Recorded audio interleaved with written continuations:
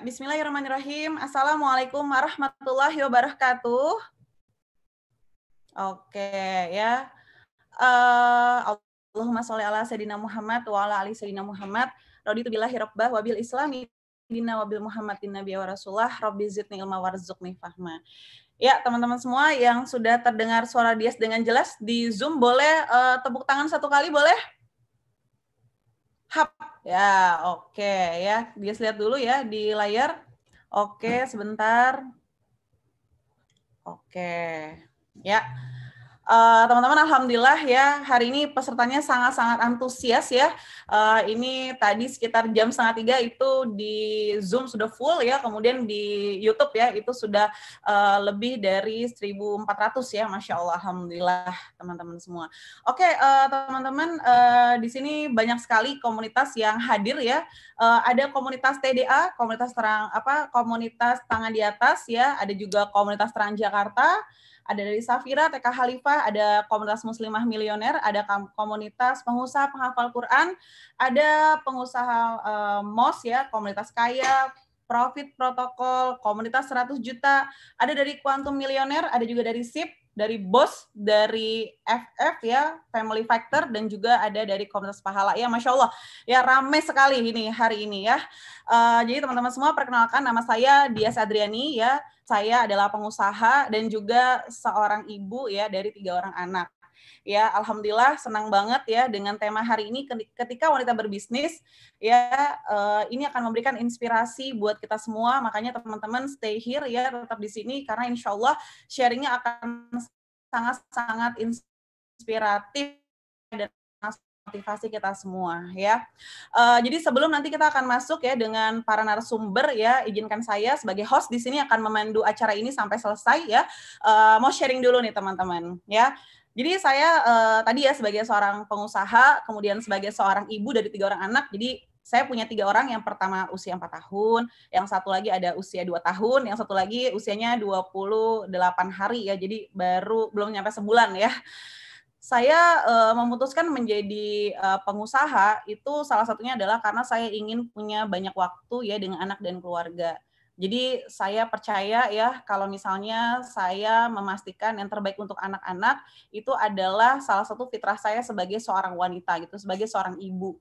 Ya makanya saya pengen ya berbisnis, khususnya saya kerja dari rumah agar saya bisa memastikan saya bisa menyusui gitu. Kayak sekarang nih anak saya usianya belum nyampe 1 bulan. Ya saya pengen bisa menyusui gitu. Jadi saya pengen banget ya bisa mengatur waktu untuk memberikan ASI kapanpun anak saya butuh gitu. Nah kemudian ada anak usia 4 tahun, 2 tahun, mereka juga selain butuh mainan, mereka juga butuh main bersama kita ya sebagai ibu ya. Makanya saya berusaha memutuskan ya untuk menjadi pengusaha teman-teman. Jadi saya teringat sekali gitu ya, ada banyak teman-teman saya yang dulu ketika saya masih bekerja itu punya anak ya, dia kerja, terus kemudian anaknya dititipkan ya ke orang lain. Nah, kalau saya pribadi memilih ingin sekali mengecek langsung ya anak saya setiap harinya makan apa, kemudian setiap hari juga anak saya mainnya sama siapa, mainnya apa aja gitu ya. Nah, ketika memutuskan menjadi pengusaha, nah itu alhamdulillah ya bisa kita atur sedemikian rupa. Nah, makanya saya senang banget ya bisa punya kesempatan untuk menjadi pengusaha, teman-teman. Nah, tentunya alasan itu menjadi alasan yang kuat ya ketika saya memutuskan ya tidak bekerja lagi di perusahaan ya, saya fokus untuk bangun bisnis dari rumah khususnya. Nah, alasan lainnya teman-teman, saya juga terinspirasi ya dari sosok istri Nabi ya, Khadijah, bahwa Khadijah ini adalah tidak sekedar menjadi pengusaha ya, tapi juga pengusaha yang terkenal ya sejazirah Arab ya. Jadi bukan sekedar jadi pengusaha, tapi jadi pengusaha yang luar biasa yang menaungi banyak orang gitu. Saya selalu berdoa ya, waktu saya umroh, doa saya juga yang paling pertama adalah, ya Allah, jadikanlah saya keluarga pejuang agamamu ya. Jadi akhirnya ya berusaha nih, kayaknya lewat menjadi pengusaha ya, insya Allah kita bisa juga menaungi banyak orang. Tentunya ketika kita punya harta ya, kita bisa berjuang dengan harta kita gitu. Makanya berusaha sekali, bukan sekedar jadi pengusaha, tapi juga pengen ya memberikan energi-energi positif sehingga akan lebih banyak orang lagi ya para wanita yang menjadi pengusaha. Ya saya kenalan ya sama beberapa orang ya, dia memutuskan menjadi TKW ya, dia harus pergi dari rumahnya ya, beda negara, hanya untuk keperluan kurang perekonomiannya ya, kurang harta. Nah itu di situ saya sedih sekali gitu. Kenapa harus sampai meninggalkan rumah, sampai meninggalkan keluarga untuk sampai ya ke negeri orang. Makanya saya teringat lagi dengan sebuah peristiwa ya di Uhud ya, perang Uhud ini menjadi sebuah inspirasi dan alasan saya juga kenapa saya memutuskan untuk berbisnis. Jadi kayak waktu itu Nabi bilang ya, kamu di pos ini aja. Kalau nanti kita kalah ya kamu jangan samperin ke sini. Kalau misal nanti menang pun ya kamu tetap stay here di sini gitu ya. Jagain pos ini, jangan kemana-mana itu kata Nabi. Nah tapi karena ada alasan ingin mendapatkan harta rampasan perang ya, kemudian ada sekelompok pasukan yang diminta Nabi untuk menjaga posnya itu turun ya, dia meninggalkan posnya itu demi harta. Nah, jadi teman-teman perhatikan ya bahwa ada sekelompok pasukan ya yang meninggalkan posnya itu demi harta. Nah, sekarang itu sebenarnya terjadi teman-teman. Ada banyak orang yang diminta ya untuk berada di rumahnya karena rumah ini adalah medan jihadnya. Ya dia pergi ninggalin medan jihadnya demi harta. Dan itu sekarang terjadi.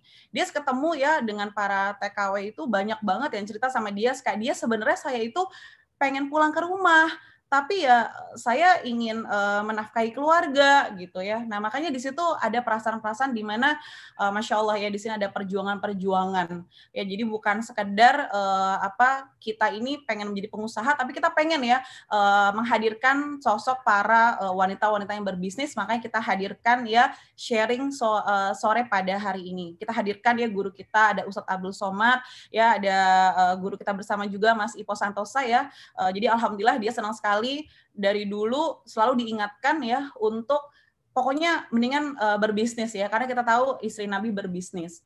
Nah, buat teman-teman yang sekarang sudah memutuskan berbisnis, jangan lupa fitrahnya sebagai seorang wanita, karena ya fitrahnya wanita itu ya ada di rumahnya gitu. Jadi jangan juga gara-gara bisnis lupa sama fitrahnya sebagai seorang ibu, sebagai seorang istri gitu ya. Kayak dia juga pribadi juga berusaha sekali untuk ya melihat ya di mana prioritas-prioritas utama kita. Jadi antara bisnis dengan anak, oke kita dahulukan anak dan keluarga.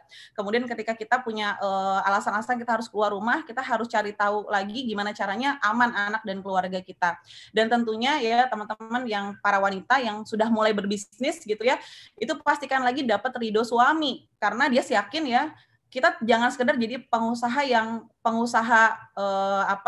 ya asal gitu ya, atau pengusaha yang iseng-iseng gitu ya. Nah, kalau kita tahu ya dalam usaha kita ini bisa nanti menaungi banyak orang dan menjadi syiar prestasi bagi banyak orang, ya harusnya kita menjadi pengusaha yang luar biasa gitu, menjadi pengusaha yang hebat gitu, menjadi pengusaha yang bertumbuh. Tapi bukan berarti ketika kita sebagai wanita gitu ya, pertumbuhan bisnisnya bagus, kemudian seenaknya dengan anak dan juga pasangan kita, itu juga tidak bisa gitu. Dia percaya ya ketika ada pertumbuhan dalam bisnis dia selama ini ya, selama kurun lebih 7 tahun, ya alhamdulillah atas izin Allah kita bisa punya rumah impian lewat wasilah bisnis, kemudian kita bisa umroh dan umrohkan lewat wasilah bisnis, kemudian kita bayar haji ya lewat hasil bisnis, itu pasti ya pasti terjadi atas ridhonya suami kita. Jadi masya Allah ya teman-teman semua yang para wanita berbisnis boleh saja, tapi harus tetap pada rules-nya sebagai seorang wanita ya, tidak boleh juga kita merasa lebih hebat daripada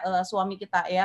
Jadi buat teman-teman yang berbisnis, para wanita itu kalau misalnya ada pertumbuhan dalam bisnisnya itu pasti karena ridho suami ya. Jadi dia selalu minta ridho sama suami. Alhamdulillah atas izin Allah dari pertama kali mulai bisnis, walaupun bisnisnya dulu masih kayak ya udah baru mulai gitu, tapi suami ya alhamdulillah selalu mendukung 100% dan selalu memberikan keriduannya agar bisnisnya dia bisa bertumbuh. Jadi alhamdulillah teman-teman ya senang sekali pada sore hari ini ya ada teman-teman di sini, dia yakin teman-teman semua di sini tidak sekedar ingin dapetin sharing, tapi juga ingin mendapatkan inspirasi ya agar nanti bisa menjadi womanpreneur yang soleha. Oke, alhamdulillah terhadir bersama kita Mas Ipo. Assalamualaikum Mas Ipo. Ya, waalaikumsalam warahmatullahi wabarakatuh. Ya, silakan Mas Ipo. Ya, nggak apa-apa. Kalau dia masih sharing dulu, is okay. Ya, karena kan insya Allah kita akan menantikan sosok womanpreneur yang soleha selanjutnya, Mas Ipo. Ada Mbak Tari Putri, ada Mbak Ratu Anandita, dan juga ada Mbak Oki Sandewi, ya, insya Allah. Ini semuanya udah nggak sabar, Mas. Silakan Mas Ipo, waktu dan tempat kami persilahkan. Ya, saya sapa ulang ya teman-teman semuanya. Assalamualaikum warahmatullahi wabarakatuh. Ya, alhamdulillah. Allahumma sholli ala Muhammad wa ala Muhammad. Ya, teman-teman kalau mendengar suara saya dengan jelas, coba acungkan jempol boleh? Jempol kanan, jempol kiri. Ya, 2 jempolnya. Woi, ini womanpreneur semua ini. Wah, mata duitan semua. Insya Allah duitnya buat sedekah, buat umroh, ya kan, bangun rumah tahfiz. Makanya ya kita berlomba-lomba, insya Allah dalam rangka kebaikan semua, insya Allah. Ya. Bagi teman-teman yang tadi mungkin belum terlalu familiar ya dengan narasumber pertama, ya, itu Kak Dias ya, Kak Dias, seorang entrepreneur ya, itu umurnya juga baru menuju 30 tahun ya, setahu saya. Tapi alhamdulillah sudah membeli beberapa properti cash ya, membeli beberapa properti cash. Dan tanpa riba tentunya, tanpa bank, ya, tanpa macam-macam. Beli mobil juga beli cash aja, ya, nggak pakai leasing, nggak pakai macam-macam, ya. Bukan karena warisan, ya, bukan juga karena ketemu rezeki nomplok, itu bukan, ya, tapi karena ikhtiar dari bisnis, ya, dan bisnisnya mayoritas dijalankan dari rumah, ya, bersama suami tentunya. Dan beliau ini awalnya adalah seorang SPG yang gajinya mungkin 1 juta sekian gitu. Jadi berapa tahun yang lalu itu masih SPG, ya, jaga counter ya di mall gitu, di plaza-plaza gitu ya, gaji 1 jutaan gitu. Nah, pas terjun di bisnis, mau belajar ya, mau diajar, alhamdulillah terjadi percepatan. Dan yang menariknya ya, bukan itu saja, tapi beliau sudah berhasil mencetak orang jadi pengusaha. Ya, 1.000 lebih orang yang sudah dikader ya menjadi pengusaha juga. Nah, kenapa saya tampilkan ya, saya minta Kak Dias tadi hadir di awal ya, agar menjadi inspirasi bagi kita. Saya yakin teman-teman tadi yang mungkin baru kenal, baru tahu gitu ya, pas dengar agak beda gitu ya, wah semangat gitu kan jadinya ya, alhamdulillah. Dan ketika lagi hamil sekalipun ya, lagi hamil tua gitu ya, lagi besar gitu ya, alhamdulillah tetap produktif ya, bisa mengelola tim ya, mengelola bisnis semuanya, alhamdulillah tetap jalan semuanya. Ya, bahkan setahun sebelumnya itu ya, kalau nggak salah setahun atau 2 tahun ya sebelumnya juga, itu pernah naik ke Gua Hira ya pas juga lagi hamil tua gitu ya. Nah, ini inspirasi ya menurut saya bagi teman-teman ya. Kadang nih, mohon maaf, ibu-ibu, mbak-mbak pas hamil itu banyak rebahannya. Bukannya nggak boleh, boleh. Tapi kalau terlalu banyak rebahan nanti persalinan jadinya agak repot gitu ya. Oke, saya akan sapa narasumber berikutnya ya. Ada Mbak Terry. Mbak Terry hadir. Assalamualaikum Mbak Terry. Mbak Terry Putri. Ada juga Mbak Ratu Anandita. Mbak Ratu sudah hadir? Alhamdulillah. Assalamualaikum warahmatullahi wabarakatuh, Mas Ipo dan teman-teman semua. Suara saya jelas nggak ya? Jelas, aman terkendali. Mbak Dita, kita diamanahi nih untuk sharing soal rezeki. Masya Allah. Mbak Dita duluan deh. Saya grogi nih kalau berhadapan sama Mas Ipo, Masya Allah. Ilmunya saya dapetnya dari Mas Ipo juga soalnya salah satunya ya. Jadi ngobrolnya bareng-bareng aja juga mungkin sama teman-teman kali ya, Mas Ipo, biar lebih santai juga ya. Pasti teman-teman yang ada di sini pasti pengen dapat ilmu juga nih dari Mas Ipo gitu ya. Assalamualaikum warahmatullahi wabarakatuh. Bismillahirrahmanirrahim. Rabbi shrahli sadri wa yassirli amri wahlul 'uqdatam min lisani yafqahu qawli. Allahumma shalli ala Muhammad wa ala ali Muhammad. Masya Allah, saya senang sekali Mas Ipo hari ini karena bertepatan juga dengan Maulid Nabi ya. Mudah-mudahan kita semua di sini betul-betul bisa membuktikan cinta dan perjuangan kita juga gitu, membuktikan bahwa memang kita tentunya yang berharap untuk mendapat syafaat dari beliau itu emang benar-benar layak gitu. Mudah-mudahan seperti itu ya Mas Ipo ya. Karena kalau ngomongin soal sunnah Rasulullah ini menarik ya Mas Ipo, karena berbisnis itu atau berdagang itu adalah salah satu kegiatan gitu ya, atau salah satu aktivitas yang memang dilakukan bertahun-tahun oleh Rasulullah Shallallahu Alaihi Wasallam. Jadi mudah-mudahan dengan berdagang ini juga kita mengikuti salah satu sunnahnya beliau gitu ya Mas Ipo ya. Yap, betul. Gimana lanjut aja, nggak apa-apa, lanjut aja mau sharing soal rezeki, soal apa, silakan. Saya boleh Iya, pengen cerita sedikit sih, ini menarik banget silakan. Ya. Teman semua di sini, alhamdulillah saya senang sekali bisa bergabung di komunitas BP ini. Salah satunya memang karena wasilah juga dari Mas Ipo dan keluarga gitu. Jujur aja di awal tahun kemarin, malah di awal tahun kemarin itu saya udah mulai merancang sebuah bisnis gitu ya, saya mau jualan pakaian lah gitu ya. Tapi qadarullah ya, karena pandemi dan lain sebagainya itu semua merubah banyak sekali rencana gitu kan ya. Tapi ya qadarullah di awal tahun itu juga memang Allah maha baik, benar-benar saya makin yakin gitu kalau rezeki itu nggak usah khawatir karena rezeki kita itu dijamin. Kadang-kadang kita sendiri yang khawatir sama rezeki itu gitu. Padahal Allah sudah janjikan ya. Tapi namanya manusia, jujur aja saya pun di awal-awal tuh ketar-ketir juga gitu ya terhadap wah gimana nih, udah mulai usaha, udah banyak yang keluar dan lain sebagainya gitu ya. Alhamdulillah Allah izinkan ketemu suatu model bisnis yang Masya Allah keren banget, komunitasnya juga luar biasa sehat.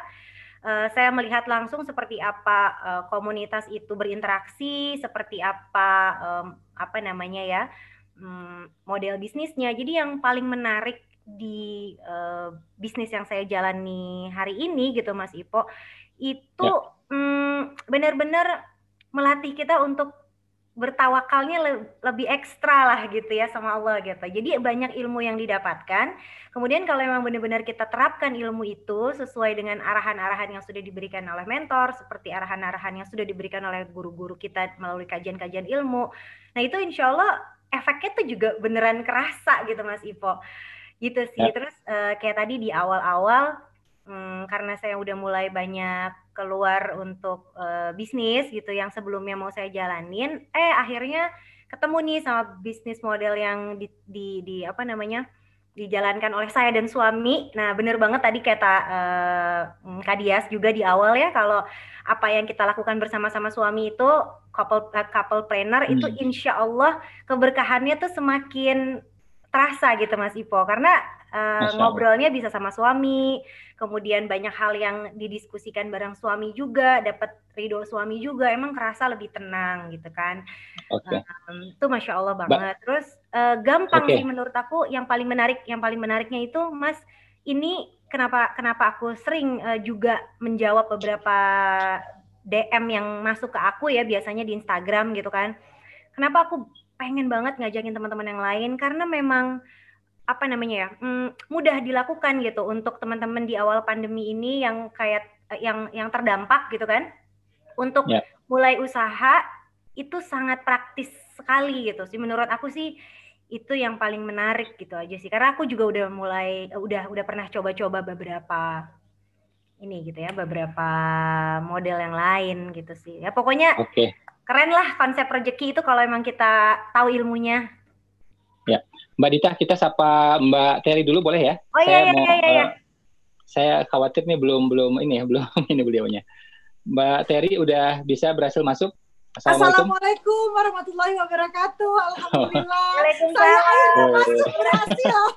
Iya, aku juga tadi sempat susah masuknya kan, Masya Allah ya. Itu memang ikhtiar, memang harus terus-terusan kalau hal baik ya. Jangan putus asa, jadi coba terus, jangan berhenti ikhtiarnya. Alhamdulillah, terima kasih Mas Ipo, teman-teman semuanya. Aku lagi dengerin Neng Dita loh, aku banyak belajar juga sama Neng Dita, sama Mas Ipo dan semuanya di sini. Teman-teman, mungkin buat yang belum tahu, ini aku sama Terry itu kita berteman udah lama banget, dan dulu kita satu program bareng. Alhamdulillah kita bisa ketemu bareng-bareng lagi di sini. Semoga terus-terusan ya kita bareng bergandengan tangan. Amin. Cintaimu karena Allah. Amin. Mungkin bagi teman-teman yang belum tahu ya, ini Mbak Terry sama Mbak Dita itu dua-duanya sebelumnya presenter ya di acara sport ya. Nah sekarang kita ketemu di acara bisnis ya, semi kajian lah insya Allah ya. Ya. Alhamdulillah ini di YouTube saya ngecek ada 9.000 yang menonton ya, alhamdulillah. 9.000. Kadang-kadang itu yang nonton berdua ya sama pasangannya, jadi mungkin nontonnya jadi double gitu ya, jadi jumlah viewernya lebih banyak. Mbak Terry, izin saya sharing sebentar boleh ya? Mangga, alhamdulillah. Ya tadi Mbak Dita sudah mengawali ya, bagaimana pengalaman beliau mulai bisnis ya, itu dari rumah, insya Allah juga bisa. Nah sebenarnya kita kan dalam Islam itu sudah punya contoh, sudah punya model gitu ya. Jadi kita nggak perlu meraba-raba lagi. konsep yang namanya couplepreneur ya itu baru populer ya pada tahun 2010-2011 ke atas gitu ya. Makin kesini makin populer. Yang namanya couplepreneur ya, sepasang suami istri terjun di bisnis. Tadi Kak Dias juga sudah nyampaikan di awal.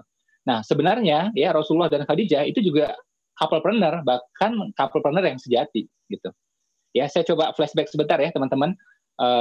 Nabi itu awalnya penggembala ya, penggembala. Kemudian di usia 12 tahun ya, ada juga sejarah mengatakan usia 10 tahun itu ikut bersama pamannya dagang ya, ikut bersama pamannya dagang. Kemudian usia 17 tahun beliau mandiri ya, dagang sendiri, tidak bersama pamannya lagi. Jadi awal-awal itu dagang, magang bersama pamannya ya. Nah, kemudian usia 17 tahun itu mulai merintis bisnisnya sendiri. Nah, usia 25 tahun itu bertemu dengan Khadijah. Ya, awalnya try dulu ya melalui bisnis. Ya, Khadijah juga mengutus ya, punya utusannya untuk mendampingi Nabi berbisnis sambil menilai Nabi ini seperti apa, jujur nggak orangnya, baik nggak orangnya. Ya, karena waktu itu sudah beredar kabar bahwa Muhammad ini adalah Al-Amin. Ya, waktu itu belum jadi nabi ya, jadi orang mengenal sebagai Muhammad Al-Amin gitu. Ya, Al-Amin itu artinya yang terpercaya, bukan sekedar jujur tapi juga reliable, bisa diandalkan. Ada orang jujur tapi ngelola barang nggak bisa gitu. Ya, keuntung-untung gitu loh. Nah, Nabi ini jujur ya dan reliable. Ya, barang dikasih ya untung gitu. Untungnya 2 kali gitu. Nah, kabar ini terdengar sama Khadijah. Diutuslah seorang utusan ya untuk ikut dagang juga bersama Nabi. Ya, dikasihlah tes ya 1 kali, 2 kali gitu ya. Dan ternyata ucapan itu, kabar itu benar. Beneran ini Al-Amin, orangnya santun, halus ya. Dan kalau ketemu orang ngajak makan ya, traktir, karyawan dikasih makan, orang di sekitar juga dikasih makan. Kalau janji on time, ketika orang lain telat dia tungguin ya. Kadang-kadang sampai kalau bahasa sekarang itu sekian jam ya beliau tungguin gitu. Nah, ini seorang Muhammad muda waktu itu, usia 24-25 tahun. Nah, usia 25 tahun akhirnya mereka menikah dan ini sempurna ya sebagai konsep yang namanya couplepreneur. Ya, jadi Rasulullah sudah membuktikan itu ya bersama Khadijah ya menjadi contoh bagi kita. Nah, Khadijah itu kayanya luar biasa, berpengaruh, terhormat dan kaya.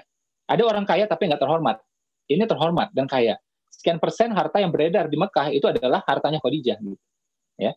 Dan Nabi itu perniagaannya ya, entah itu bersama pamannya, entah dia sendiri, entah bersama Khadijah, itu perniagaannya dimulai antar negara, antar bangsa, ya, sampai ke Syam, ya, sampai ke Busra, ya, dan seterusnya. Dalam ensiklopedia Dr. Syafi'i Antonio, guru saya, itu Nabi sekali jalan bisnis, ya, itu perjalanan 1 bulan, paling cepat. Ini menunjukkan skala bisnis. Nggak mungkin ya orang jalan 1 bulan ya untuk nilainya receh, cuma 10 juta, 12 juta nggak mungkin. Kalau 1 bulan perjalanan itu pasti nilainya miliaran, ya. Nah, makanya mas kawin kepada Khadijah ya itu tertulis di berbagai macam kitab ya.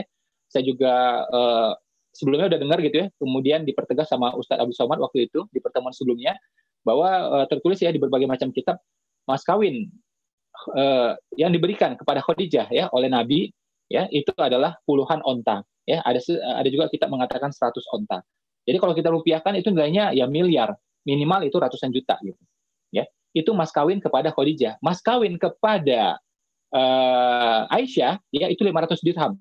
Hadis riwayat Muslim ya, 500 dirham.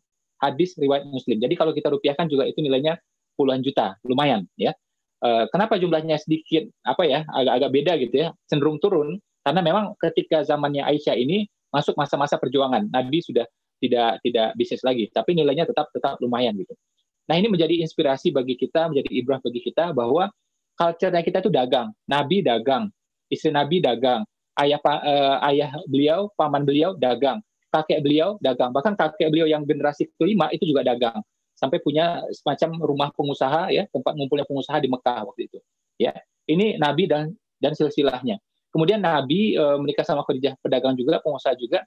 Terus mertua Nabi ya Abu Bakar itu juga pengusaha, menantu Nabi Utsman itu juga pengusaha. Ingat ya, Nabi itu punya beberapa anak, satu nikah sama Ali, ada juga yang menikah sama Utsman. Utsman ini pengusaha. Ya, jadi Utsman ini menantunya gitu. Ya. Jadi mertua pengusaha, menantu juga pengusaha. Ya. 4 khalifah yang pertama, 3 pengusaha. 10 orang yang dijamin masuk surga, 7 pengusaha. Ya. Dan 4 mazhab terbesar di dunia, ya. Yang paling besar adalah Hanafi, ya, Abu Hanifah pengusaha. Ya, murid-muridnya juga pengusaha, Muhammad Al-Syabani. Islam tersebar ke Nusantara melalui jalur pengusaha, perniagaan. Ya, ada teori Jawa Timur, ada teori Baros, ya, ada teori yang lain, tapi semuanya pengusaha. ya. Barus itu Sumatera Utara dekat Tapanuli Selatan, ya. Jawa Timur melalui Gresik dan seterusnya. Nah, penyebar agama Islam di Jawa ya itu yang terkenal walaupun banyak gitu ya, tapi yang terkenal adalah Wali Songo. Wali yang pertama namanya Maulana Maghribi, juga pengusaha. Ya, juga pengusaha. Beliau yang membiayai wali-wali yang lainnya. Ya. Muhammadiyah, ya, 100 tahun lebih umurnya. Ya, siapa pendirinya? Pengusaha. Ya, itu bahkan aset-aset ya yang diinisiasi oleh Kiai Haji Ahmad Dahlan ya dari usaha batik kemudian berkembang, kemudian menjadi sebuah asosiasi organisasi bernama Muhammadiyah. Itu kalau divaluasi nilainya sekitar 320 triliun ya menurut majalah Republika. Beliau Masya Allah 300 triliun itu artinya apa? Sama kayak orang 5 terkaya di Indonesia. Ya, dan itu diinisiasi oleh Kiai Haji Ahmad Dahlan. Ya. Nah, ini pengusaha nih Muhammadiyah, ya. NU juga sama. Ya, Kiai Haji Hasyim Asy'ari, pengusaha juga. Beliau wakaf tanah luar biasa melalui bisnisnya. Ya, melalui bisnisnya. Bahkan ini Nahdiyin juga banyak yang nggak tahu, ya. Sebelum beliau mendirikan NU, ya, beliau memimpin NT. Ya, namanya NT, Nahdlatul Tujjar. Ya, jadi sebelum NU ada namanya NT. Beliau yang memimpin itu, ya, Nahdlatul Tujjar, kebangkitan pengusaha. Untuk apa? Melawan dominasi Belanda waktu itu. Ya. Nah, jadi ini pengusaha semua. Sampai ada sebuah organisasi besar ya yang setara dengan Budi Utomo, namanya apa? Serikat Dagang Islam. Jadi namanya udah ketahuan, Serikat Dagang Islam. Ya. Nah, bahkan itu juga Muhammadiyah awal-awal berdiri ya, formasi-formasi awalnya itu sempat 40%, ya, sempat 40% pengusaha, pernah juga 70% pengusaha di bagian pengurus. Luar biasa, kumpulan pengusaha semua. Ya. Jadi kalau kita lihat, ini adalah DNA umat Islam. Dari A sampai Z, dari tanah suci sampai tanah air, pengusaha semua. Jadi ini fitrahnya kita. Nah, kita lihat lagi data saat ini, ya, data saat ini, ya, itu yang disampaikan, sering disampaikan oleh Mbak Dita, Mbak Ratu Anandita, bahwa UKM di Indonesia, ya ini menurut data Kementerian UKM dan Koperasi, ya, 60% UKM, ya, itu dikelola oleh siapa? Wanita. Ya, oleh wanita. Ya, teman-teman juga cek itu online shop ya rata-rata wanita. Kita pergi ke pasar ya itu rata-rata juga wanita. Jadi mau nggak mau ini terjadi sekarang. Ya tentu mungkin ada yang setuju, ada yang kurang setuju ya, tapi adalah fakta yang berjalan saat ini gitu. Ya. Nah ini akan menjadi sangat menarik ya, apalagi nanti ini bagiannya Ustadz kita, guru kita, insya Allah ya Ustadz Abu Somad yang akan menyampaikan ini. Oke, Bapak Ibu teman-teman yang masih mendengar suara saya dengan jelas, coba acungkan tangannya boleh? Oke, stretching sebentar boleh, pegang ke sininya boleh? Stretching boleh sini? Ya. 5 hitungan ya. 1, 2, 3, 4, 5. Oke. Stretching lagi sini boleh? Oke, ya. Kita alhamdulillah ya dihadiri oleh macam-macam komunitas, ada TDA, tangan di atas, ada Transjakarta, ya, ada juga yang lain-lainnya alhamdulillah ya, TK Khalifah ya, dan seterusnya. Saya lanjutkan sedikit ya, habis itu kita akan bahas tentang konsep rezeki ya. Ini alhamdulillah Mbak Oki juga sudah hadir ya di sini. Nah, memang kan rezeki itu macam-macam caranya ya, macam-macam juga wasilahnya. Ada yang melalui perniagaan, ada juga yang memang melalui Islam tidak tabu ya soal ini. Ada juga yang melalui amal gitu. Kita percaya bahwa duha mengundang rezeki ya. Kita percaya juga bahwa zikir gitu ya mengundang rezeki, sedekah mengundang rezeki, tahajud duha itu mengundang rezeki ya. Jadi rezeki itu luas sekali gitu. Cuma memang perniagaan ini wasilah secara dunianya. Ya, jadi semacam jalan ya yang sifatnya sunatullah, semua kita bisa mengikuti ya, dan kita bisa ngecek dengan mata kita. Kalau amal ini kan memang langsung vertikal ya, kita ya sebagai hamba ke Allah gitu. Oke, saya mau sapa dulu Mbak Terry, boleh singgung-singgung sedikit, boleh bahas-bahas sedikit menurut Mbak Terry rezeki yang apa nih, yang Mbak Terry makna itu seperti apa? Boleh sharing buat kita Mbak Terry? Bismillahirrahmanirrahim. Assalamualaikum warahmatullahi wabarakatuh. Alhamdulillah, segala puji bagi Allah, Tuhan pemilik semesta alam. Karena izinnya, kuasanya, kasih sayangnya, kita bisa berkumpul di sini. Salawat dan salam ditujukan kepada satu-satunya suri tauladan kita, Nabi besar Muhammad SAW. Satu-satunya suri tauladan itu berarti satu-satunya contoh yang harusnya jadi idola kita dalam segala hal. Termasuk juga dalam berusaha, dalam berbisnis, dalam berikhtiar. Walaupun seringkali ada kata walaupun kita perempuan, walaupun kita wanita, tapi tidak ada larangan, tidak ada salahnya untuk kita bisa melakukan banyak hal dari sisi ikhtiar atau berbisnis. tapi sesuai dengan aturan. Itu yang paling penting sih yang aku rasakan sekarang. Karena kalau semua sesuai aturan, maka semuanya akan baik-baik saja dan berbuah kesuksesan. Itu tuh dipegang banget sama aku. Dan aku tuh ngerasa bahwa bersyukur banget aku adalah Islam, dan di agama kita ini itu tuh pengaturan dalam segala bidang tuh sudah sangat jelas dan sangat yang terbaik kalau menurut aku, bahkan itu dalam berbisnis, dalam berusaha juga. Jadi sebenarnya kalau kita ngikutin aturannya tuh, aturan di agama kita, dalam hal apapun ibadah pasti yang utama, tapi dalam hal kehidupan dunia terutama berbisnis pun, apalagi kita wanita di sini, kalau ngikutin aturan itu maka semuanya akan jelas banget. Dan aku tuh bersyukur banget, alhamdulillah ya gitu. Mungkin kalau seandainya nggak boleh sih, nggak pengen juga berandai-andai kalau aku tidak mendalami ajaran di agama aku gitu, di Islam, maka pada saat mungkin kita ikhtiar, usaha, ada kendala ini dan itu tuh kayak dibombardir dengan segala macam ujian dan ketidaknyamanan, tuh bisa gampang sekali jatuh, gampang sekali hopeless dan gugur. Tapi kalau beruntungnya aku adalah muslimah, aku adalah Islam, maka segala sesuatu yang terjadi maka akan baik-baik saja. Tapi tetap bahwa aturannya adalah kita, siapapun kita, wanita, perempuan, bidang usaha apapun, memang tugasnya adalah ikhtiar maksimal dalam kehidupan ini, termasuk dalam bidang usaha. Walaupun kalaupun nanti ada kemungkinan gagal dan tidak berhasil, maka itu jaminannya adalah sebenarnya baik. Karena porsi aku tuh sadar banget bahwa porsi aku adalah usaha aja. Porsi aku manusia, ikhtiar maksimal, usaha, berbisnis apapun itu dalam kehidupan di dunia, asalkan dalam aturannya, dalam koridor Allah Subhanahu wa taala. Maka kalau sukses itu bonus saja. Tapi kalau saya tidak berhasil, pasti itu akan baik untuk aku.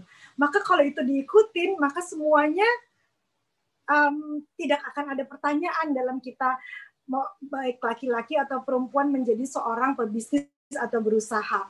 Makanya aku merasa bersyukur banget. Makanya kalau saya mendalami Islam, kalau kita bangkrut tuh nggak bakal terjun bebas atau bunuh diri lah ibaratnya gitu. Amit-amit ya, jangan sampai juga. Tapi di Islam itu tidak ada yang seperti itu, bahkan hal yang tidak baik pun akan menjadi baik gitu, karena semuanya adalah ketetapannya Allah. Jadi aku selalu bilang, aku juga pernah bilang ke teman-teman semuanya, mungkin aduh aku mau menyapa nih semua member DP. Hai, ketemu lagi, senang banget nih orang-orang yang sukses, ikhtiar, usaha, tapi dalam koridornya, Masya Allah, luar biasa, British Petrol DP ya. Kemudian satu hal yang aku sering bilang gitu, yang jadi pegangan aku juga untuk teman-teman sekalian juga, bahwa beruntungnya bahwa aku adalah Muslim dan Islam dan bisa berusaha ikhtiar dalam kehidupan ini. Kalau dulu mungkin sebelum hijrah mikirnya aku usaha kerja gitu. Kalau sekarang aku ikhtiar, karena dalam ikhtiar itu ada ibadah, ada nilai ibadahnya. Rugi kayaknya kalau kita melakukan segala sesuatu tapi nggak ada di nilai ibadahnya. Kalau ada nilai ta'ala maka semua akan ada nilainya, akan baik dunia ataupun akhiratnya. Jadi aku selalu berpikiran gini, bahwa selalu mungkin doa gitu, tapi doa tanpa usaha itu dalam kehidupan di dunia itu bohong. Jadi aku bilang doa tanpa usaha bohong. Doa aja tapi kita tidak melakukan apapun untuk mendapatkan hal yang baik, kesuksesan dalam usaha, ini kalau konteksnya adalah usaha dan bisnis ikhtiar, maka kalau doa aja tapi nggak mau bergerak, nggak mau usaha, maka bohong. Tapi juga kalau kita berusaha saja tapi tidak berdoa, kita akan sombong. Itu sih yang jadi pegangan aku. Jadi doa tanpa usaha itu bohong. Usaha tanpa doa sombong banget, kata Allah. Jadi semuanya memang harus dijalankan. Maka semua akan jadi baik-baik saja kalau kita memang mengikuti aturannya gitu. Aturan berbisnis, apalagi wanita ya. Wanita itu lebih banyak aturannya. Karena biar gimana pun kita ada mungkin istilahnya aturan sebagai seorang muslimah, sebagai seorang istri, sebagai seorang apapun gitu. Jadi ada aturannya di sana, tapi ikutin aja aturan dalam Islam. Kan pedoman hidup ya. Jadi sebenarnya aturan kita berbisnis muslimah itu memudahkan kita dan semua akan jadi baik-baik saja. Itu sih yang aku rasakan. Mas Ipo, terima kasih banyak atas kesempatannya. Aku juga akan banyak belajar di sini dengan teman-teman semua. Ini adalah peluang ibadah untuk kita semua. Terima kasih banyak. Oke. Saya sambung dikit ya, Mbak Terry. Jadi kan kita percaya bahwa cari nafkah itu kan ibadah. Kita menafkahi diri kita itu ibadah. Menjaga diri kita ya, nggak minta-minta sama orang itu ibadah. setelah terkumpul uangnya kita nafkahi keluarga kita ya, kita bantu juga ponakan, itu kan ibadah semuanya. Makanya kita berani menyimpulkan jualan itu ya, itu ibadah yang menyenangkan. Kenapa? Habis jualan, habis ibadah dapat duit, ya kan? Habis ibadah dapat duit coba ya, itu sangat-sangat menyenangkan gitu. Karena kita percaya namanya orang beriman ya, itu kalau niatnya benar, caranya benar, ya semua jadi ibadah kan, termasuk juga kalau kita bisnis ya, jualan gitu. Ya. Dan seperti yang disampaikan oleh Teh Terry tadi ya, Mbak Terry tadi, memang wanita ini beda ya dalam Islam, mesti dijaga. Kalau orang salah paham ya, kayak misalnya ya sebagian negara gitu ya, menganggap bahwa apa Islam ini kayaknya mengekang gitu. Padahal enggak, ini menjaga wanita gitu. Teman-teman ya, kalau ini ya, ini filosofi yang bagus banget ya, perhatikan baik-baik ya. Semua wanita ya dalam Islam itu kayak Ratu Inggris. Ratu Inggris adalah the most powerful woman in the world ya saat ini. Oke? Kepala negara ya, negara yang biasa-biasa saja itu nggak bisa ketemu Ratu Inggris. Yang bisa ketemu kalau negaranya besar atau sangat menguntungkan bagi Inggris, baru bisa ketemu Ratu Inggris. Dan nggak bisa ketemu Ratu, ini Ratu Inggris ya, bukan Ratu Anandita ya. Tapi ya Mbak Ratu juga nggak bisa ditemui gampang, harus sama mahramnya juga gitu kan, ada suaminya juga gitu. Jadi mau ketemu Ratu Inggris ya, karena kita presiden atau perdana menteri nggak bisa, kecuali kita negara besar atau kita membawa keuntungan yang besar gitu. Dan itu nggak bisa ketemu berdua ya. Ratu Inggris kita ketemu private dong berdua, nggak bisa ya. Jadi ketemu pun ya dia dengan timnya ya, dia dengan timnya komplit gitu ya. Dan kita tujuannya masih jelas. Mau apa? Tujuannya apa? Ini mau silaturahim, ngobrol-ngobrol. Wah, nggak bisa. Kamu siapa? Gitu. Ya, keuntungan apa yang kamu bawa buat Inggris gitu? Ya, buat Commonwealth Inggris gitu. Jadi mesti jelas tujuannya. Ya. Nah, setelah jelas tujuannya, dia dilengkapi dengan timnya, baru bisa ketemu. Sudah ketemu sekalipun, ya silakan nanti cek di Google ya. Tidak semua kepala negara bisa salaman dengan Ratu Inggris. Ya, sudah ketemu. Ini kepala negara loh, presiden loh, ya, perdana menteri loh. Ketemu dengan Ratu Inggris belum tentu bisa salaman.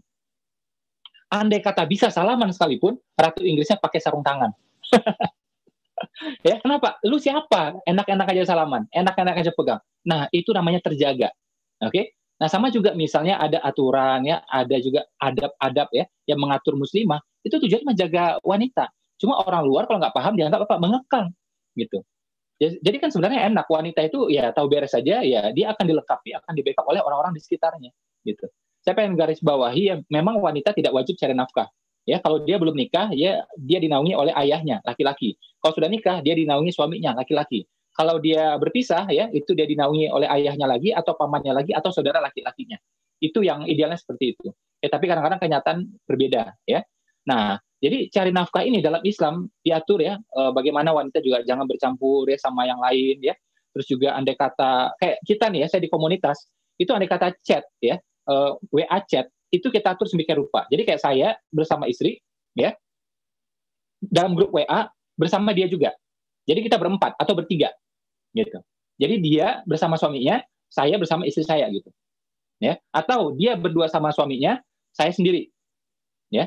Atau misalnya dia sendiri, mungkin dia perempuan, ya bersama saya dan istri saya, gitu. Ya, nah ini wujud apa? Kita menjaga wanita. Makanya dalam Islam itu hampir semua, ya kita berani menyimpulkan ini analogi ya, tidak sama persis tentunya gitu ya. Semua wanita ya dalam Islam itu seperti Ratu Inggris, sangat dimuliakan, sangat dijaga. Ya, ini alhamdulillah ya kayak Mbak Oki juga pernah waktu itu sharing untuk kita ya, bagaimana wanita berbisnis ya. Saya mau sapa dulu nih Mbak Oki. Assalamualaikum Mbak Oki. Waalaikumsalam warahmatullahi Mas Ipo. Wih, Dokter Oki, Masya Allah. Amin, amin, alhamdulillah. Ini baru berapa hari yang lalu ya di wisuda jadi dokter beneran. Saya terharu benar-benar luar biasa ya. Makasih doanya Mas. Saya dulu waktu pernah sih ya waktu itu pengajuan S2 ya di sebuah kampus. Tapi habis itu udah nggak kepikiran lagi. Udah cari duit aja. Sibuk bisnis. Ini Mbak Oki sampai S3 loh, Masya Allah, anak banyak gitu ya, bisnis berkembang ya, dakwah di TV, dakwah di mana-mana jalan, tapi masih sempat juga ngurus S3 di bidang ini ya, doktor di bidang tafsir, iya, di bidang dakwah dan komunikasi Mas. Iya, ilmu Al-Quran juga ya, Masya Allah. Itu, nah ini kita mau tanya dulu nih ya. Mbak Oki kan ngurusin bisnis ya, dakwah juga di TV. Kadang-kadang juga ada juga acara off air gitu ya. Sementara S3 ini setahu saya juga bukan pekerjaan yang enteng gitu ya. Nah, bagaimana cara ngatur waktu dan ngatur-ngatur yang lainnya itu, Mbak Oki? Mungkin disapa dulu teman-teman semua yang ada di sini ya, Mas ya. Siap. Assalamualaikum warahmatullahi wabarakatuh. Allahumma sholli ala Assalamualaikum. sayyidina Muhammad wa ala alihi wa sahbihi ajma'in.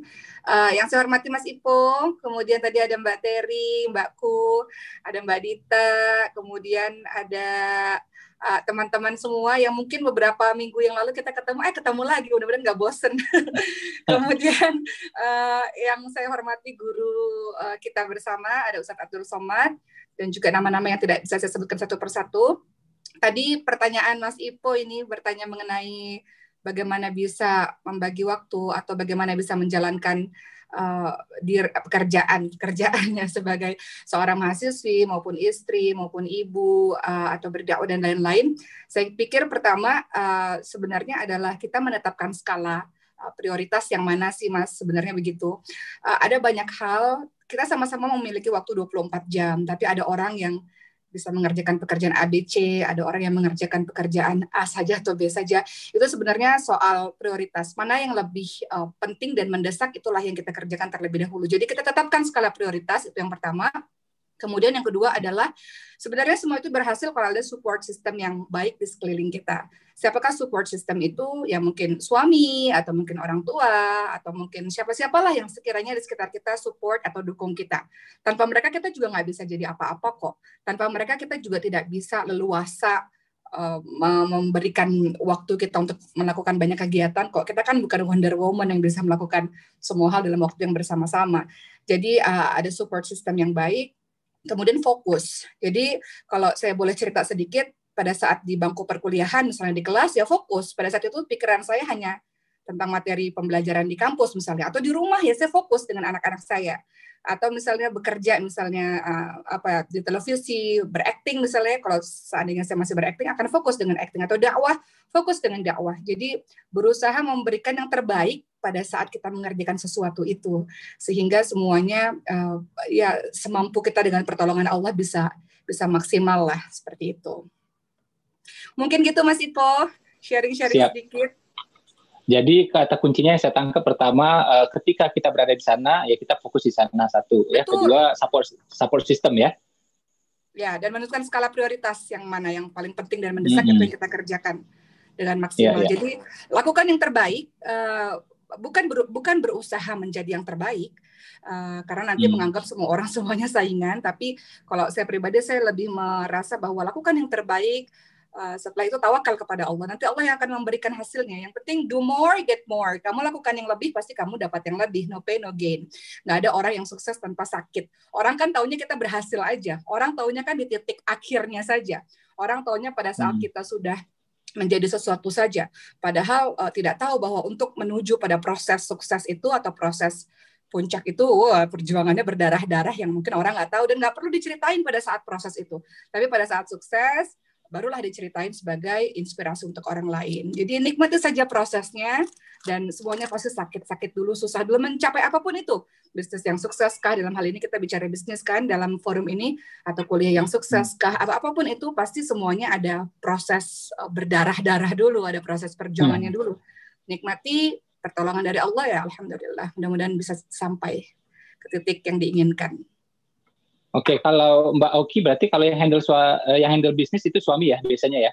Ya, karena yang pembisnis adalah suami saya, kita saling support satu sama lain. Jadi suami selalu mengatakan kita ini satu sayang gitu katanya ya. Jadi kalau kamu sukses saya senang, kalau saya sukses kamu juga pasti senang. Jadi kita saling support aja lah Mas gitu. Oh, ini persis kayak ini.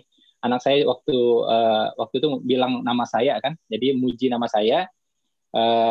Nggak nyebutin mamanya gitu. Terus mamanya bercandain, loh mama kok nggak disebut? langsung refleks dia bilang, kan papa mama itu satu paket, kata dia. Oh, pinter banget. Itu cara jawab yang menyenangkan semua pihak. Coba kan gini ya teman-teman ya, ini kan banyak ini ya rata-rata ibu-ibu mbak-mbak di sini ya, mungkin juga punya anak juga ya, punya ponakan juga gitu ya. Saya kenal ya dengan seorang wanita juga hebat di Indonesia gitu ya. Ayah beliau menteri gitu ya. Nah itu karena ayahnya menteri, ayahnya kan terkenal ya. Jadi ketika dia melakukan sesuatu yang hebat di sekolah, ya melakukan sesuatu yang hebat di kampus, orang langsung puji bapaknya. Oh iya, anak si Anu, anak si A, anak si B gitu. Ya, jadi yang disebutkan itu adalah bapaknya. Nah, beliau cerita ke saya bahwa sebenarnya ya yang berperan dalam melakukan pendidikan madrasah terhadap dirinya itu adalah ibunya, gitu. Tapi ibunya juga nggak keberatan disebut ayah, ya nggak apa-apa. Karena apa ya? Kalau disebutin ayah berarti adalah ibu juga pastinya. Termasuk juga misalnya yang sebaliknya, ya, yang sebaliknya gitu. Misalnya ibunya kelihatan ya bisa handle ini itu semuanya beres gitu ya. Itu pasti juga tidak terlepas dari peran si suami, ayahnya, ya suaminya gitu, ya ayah dari anak-anaknya, ya. Jadi kalau dengan pemahaman seperti ini kita nggak keberatan siapa yang misalnya ya kadang-kadang mungkin yang muncul di depan, ya, atau yang muncul di cover ya nama gitu ya, atau mungkin yang lainnya juga menjadi backup gitu. Saya ingat banget ada 3 orang kerjasama gitu ya, dia cerita di TV waktu itu saya nonton, ini orangnya bercanda terus gitu, tapi pas ngomong tentang bisnis dia sangat serius. Dia bilang apa? Yang si A ini kan muncul banget gitu. Yang lain tuh nggak muncul. Ditanyain nih sama wartawan, ya sama presenter, kamu kemana gitu. Dia bilang, lah kita ini kayak bendera. Jadi memang bendera itu ada yang berkibar di atas, kelihatan semuanya, memberi inspirasi bagi semuanya. Tapi ada yang jadi tiang, gitu. Ada juga yang menjadi landasannya. Kalau nggak ada landasan, nggak jadi semuanya. Nggak ada tiang, ya nggak berdiri kan gitu, dilipat doang gitu. Ya, cuma begitu sudah berdiri semuanya, yang terlihat adalah bendera. Nggak ada orang misalnya lihat tiang itu kan nggak ada. Ya siapa yang terinspirasi lihat tiang kan nggak ada. Yang terinspirasi lihat landasan juga tidak ada gitu. Nah ini jawabannya saya dengar itu belasan tahun yang lalu, tapi bagi saya ini penting, makanya saya rekam gitu ya. Saya sampaikan juga di forum ini. Ya jadi kita sama suami juga bukan soal saing-saingan. Dan saya menemukan riset di Australia, itu sepasang suami istri yang saling mendukung, ya itu dalam waktu berapa tahun, ya artinya selaras gitu ya, itu terjadi kenaikan income 40% sampai 70%. Ya, jadi menarik. Kalau dalam komunitas bisnis saya, ya itu angkanya kayaknya agak-agak meleset. Kenapa? Karena bisa naik 200%, 300% sebenarnya gitu ya. Kalau saling mendukung. Makanya kalau ada yang kurang lancar di bisnis ya, di mitra-mitra saya tanya biasanya ya hubungan dia sama suami seperti apa, hubungan dia sama orang tua dan mertua juga seperti apa gitu. Kalau sama pasangan beres, sama orang tua beres, insya Allah yang lainnya itu gampang gitu. Ya, oke. Kalau Mbak Dita boleh kasih tips nggak buat kita? Kalau misalnya nih, misalnya lagi nggak akur sama Mas Mario gitu. Nah itu gimana gitu ya cara menjalani dan mengatasinya? Waduh, Mas Ipo salah banget nih nanya. Ini banyak ibu-ibu loh di sini. Bisa curhat nih saya ini gimana? Biasalah ya obrolan ibu-ibu, tapi Masya Allah memang setuju banget tadi Terry sempat sampaikan juga di awal bahwa kalau dalam Islam itu tidak ada yang buruk Mas Ipo. Masya Allah segala sesuatu itu kalau bisa kita ambil hikmahnya, segala sesuatu itu kalau kita tahu karena Allah, karena izin Allah, dan apapun yang terjadi buat kita itu pasti baik. Kadang kitanya yang nggak tahu ya Mas Ipo, kadang kitanya yang nggak sabar gitu, kadang kitanya yang ya manusia lah ya banyak kurangnya. Jujur aja kalau misalkan bicara soal apa namanya tadi kekompakan suami istri, alhamdulillah saya dan suami saat ini sudah bisa sama-sama satu frekuensi. Tapi kalau mungkin ada teman-teman, waktu itu saya pernah bagikan cerita saya juga di teman-teman BP gitu ya Mas Ipo, tentang cerita hijrah saya seperti apa dengan suami. Itu di awal-awal pun cukup berat Mas Ipo, karena saya sama suami berbeda frekuensinya, kemudian banyak apa ya namanya ya namanya beda frekuensi itu kan kesalahpahaman itu sering terjadi, banyak cekcok juga dan lain sebagainya. Tapi alhamdulillah bener banget lagi tadi yang sudah disampaikan sama sahabat saya gitu Terry Putri, kalau emang kita itu kuat ikhtiarnya, kuat doanya, insya Allah Allah akan mudahkan, dan selalu minta pertolongan dari Allah, karena kita ini manusia sejatinya hanyalah hamba itu adalah orang yang sangat lemah gitu ya, kita nggak punya kuasa apa-apa. Allah lah yang memberikan segala-galanya untuk kita gitu. Jadi kalau tadi tipsnya apa, kalau ada permasalahan di dalam rumah tangga gitu ya, karena waktu itu juga pertanyaannya sama Mas Ipo, masih banyak banget di kolom chat gitu ya, kalau ini gimana, kalau ini, yang sebenarnya kurang lebih sama ya, namanya masalah di dalam rumah tangga itu pasti ada, tapi bagaimana caranya kita bisa melatih kesabaran, itu pun perlu ilmu Mas Ipo. Saya dapat waktu itu dari Ibu Aisyah Dahlan, sebelum kita seperti naik pesawat Mas Ipo. Kalau kita mau menolong orang lain, kita harus menolong diri kita sendiri dulu gitu. Kadang kita pengen kan, misalnya suaminya ada yang belum sholat, misalkan ada pertanyaan biasanya seperti itu soalnya. Gimana biar suami mau sholat? Gimana biar suami ini itu segala macam. Kadang-kadang kita sibuk mau merubah orang lain, tapi yang saya dapatkan dari guru saya, ilmunya adalah sibukkanlah diri kita dulu, dekatkan kepada Allah, maksudnya perbaiki hubungan kita dengan Allah. Insya Allah nanti Allah yang akan memperbaiki hubungan kita dengan makhluk. Jadi jangan fokus merubah orang lain, tapi rubahlah dulu diri kita, solehahkanlah dulu diri kita. Salah satunya yang saya dapat dari Ibu Aisyah Dahlan, bagaimana caranya mengendalikan emosi. Jadi emosi itu ternyata bukan ditahan Mas Ipo, tapi dikendalikan. Karena yang namanya manusia itu pasti ada emosi gitu. Kita marah, kita sedih, kita bahagia, sombong, itu bisa sekali terjadi, apalagi perempuan ya, moody gitu ya, Mas Ipa tahu sendiri ya, kalau perempuan kan gejolak emosinya tuh sangat fluktuatif sekali. Nah itu mengendalikannya salah satunya dengan banyak istighfar. Kalau kita udah mulai marah, udah mulai sedih, itu kitanya dulu gitu selamatkan sebelum berantem gitu, sebelum mau keluar kata-kata apapun itu, selamatkan dulu diri kita dengan banyak istighfar. Kemudian bisa ta'awudz juga, a'udzubillahi minasyaitonirrajim, karena segala marah itu datangnya dari syaitan. Dan syariat Islam itu luar biasa ya Mas Ipo, marah aja diatur gitu. Kalau misalkan kita marah, masih kesel aja, dari posisi berdiri, duduk, masih marah juga rebahan gitu kan, tiduran, itu pun ada syariatnya. Kemudian yang paling manusia itu ternyata ada ini Mas Ipo, ada frekuensinya. Jadi kalau lagi sedih itu frekuensinya rendah sekali, dan untuk menaikkan frekuensi sampai tingkat yang paling tinggi, kalau nggak salah 700 sampai 1000 Hz ya, kalau nggak salah. Ini penelitian dari ilmu psikologi Mas Ipo.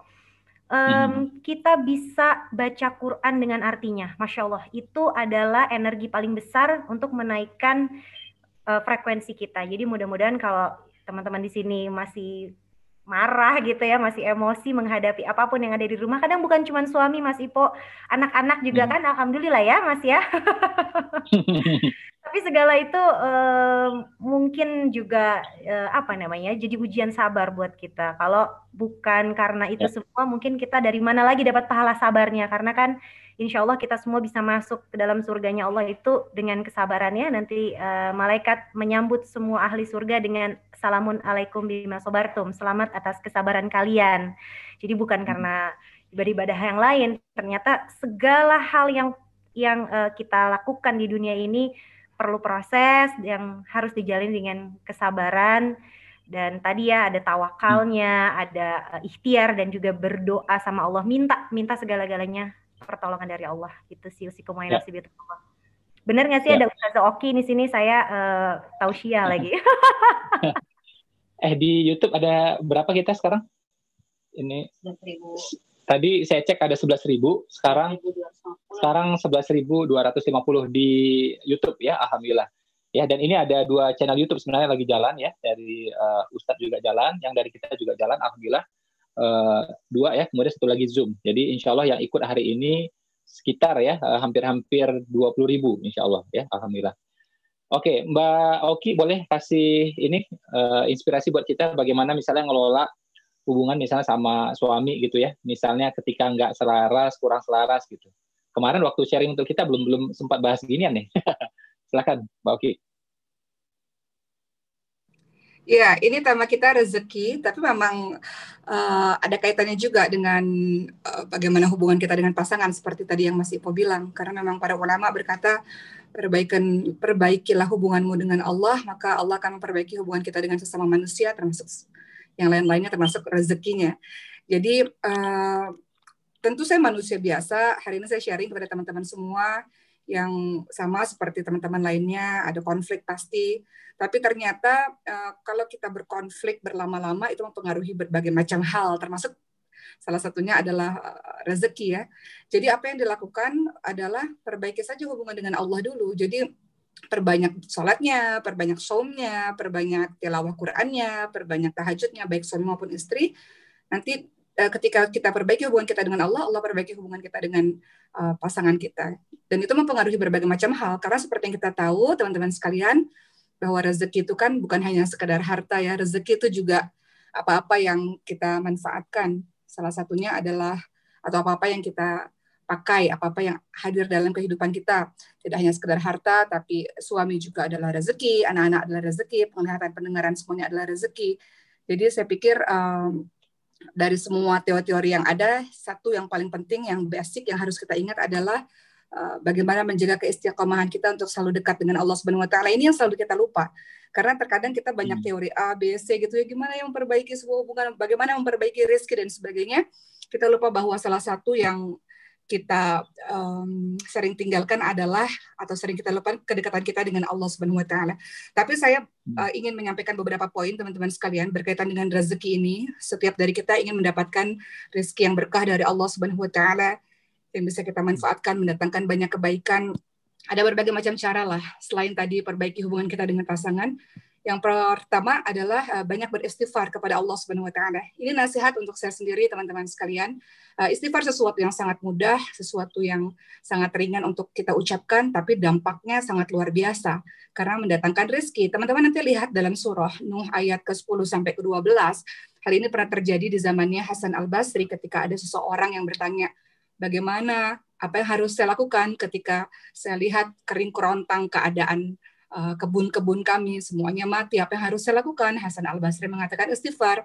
Ada orang lain datang, saya kekurangan harta, apa yang harus saya lakukan? Maka Hasan Al-Basri pun mengatakan istighfar. Ada orang lain lagi datang kepada Hasan Al-Basri, saya tidak memiliki anak, apa yang harus saya lakukan? Ini kan semua berkaitan dengan rezeki.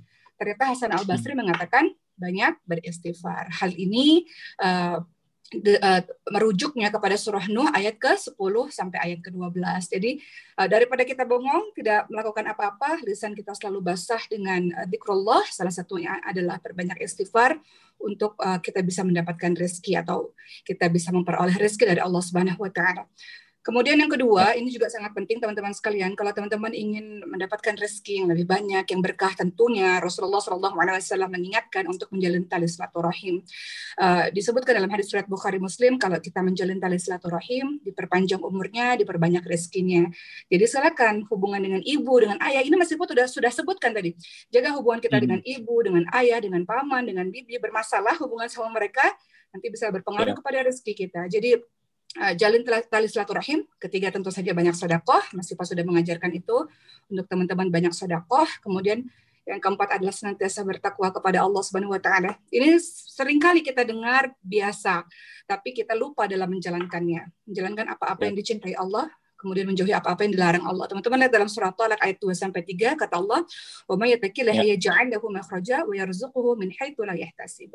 Jadi takwa kepada Allah, dan Allah akan jadikan jalan keluar. Melakukan haji umrah juga bagian untuk mendatangkan banyak rezeki loh. Dan tentu saja teman-teman berdoa kepada Allah. Usaha-usaha tanpa doa tentu adalah sebuah kesombongan. Jadi dengan doa yang banyak kita sama-sama saling tolong-menolong dari doa kejauhan supaya bisnisnya sukses semua dan mendatangkan rezeki yang berkah untuk kita insya Allah. Amin. Oke, terima kasih banyak Mbak Oki ya. Ini Alhamdulillah guru kita Ustadz Abu Somad sudah ready ya bersama kita, alhamdulillah ya. Saya ucapkan juga terima kasih buat Mbak Terry, Mbak Dita ya sudah sharing buat kita semua, termasuk juga Kak Dias tadi sharing di awal. Coba saya sapa dulu guru kita. Assalamualaikum Ustadz. Assalamualaikum warahmatullahi wabarakatuh Mas Ipo. Waalaikumsalam warahmatullahi wabarakatuh. Sehat Ustadz? Alhamdulillah. Siap. Saya duduk sebagai peserta. Izin Ustaz. Bismillahirrahmanirrahim. Assalamualaikum warahmatullahi wabarakatuh. Alhamdulillah wassalatu wassalamu ala Rasulillah wa ala alihi wa sahbihi wa man tabi'ahu wa mawalah. Saya pertama kali mengucapkan syukur kepada Allah dan berterima kasih kepada hamba-hamba Allah yang memberikan kesempatan sehingga hari ini bisa menyampaikan ayat-ayat Allah dan hadis-hadis Rasulullah Sallallahu Alaihi Wasallam di bulan yang mulia, bulan Rabiul Awal, bulan kelahiran Nabi Muhammad Sallallahu Alaihi Wasallam. Ada 5 poin yang ingin saya sampaikan. Yang pertama tentang hukum perempuan beraktivitas di luar rumah. Karena ini yang banyak menghalangi perempuan untuk beraktivitas berdasarkan ayat waqarna fi buyutikunna. Hendaklah kamu wahai perempuan menetap di rumah saja. Akhirnya perempuan tidak pergi ke pasar untuk belanja, tidak mengantar anak sekolah, dia hanya di rumah saja berdasarkan ayat ini. Maka dalam Islam untuk menetapkan suatu hukum tidak hanya dengan ayat Al-Quran. Karena akan menetapkan hukum hanya dengan ayat Quran, maka kita tidak sholat asar 4 rakaat.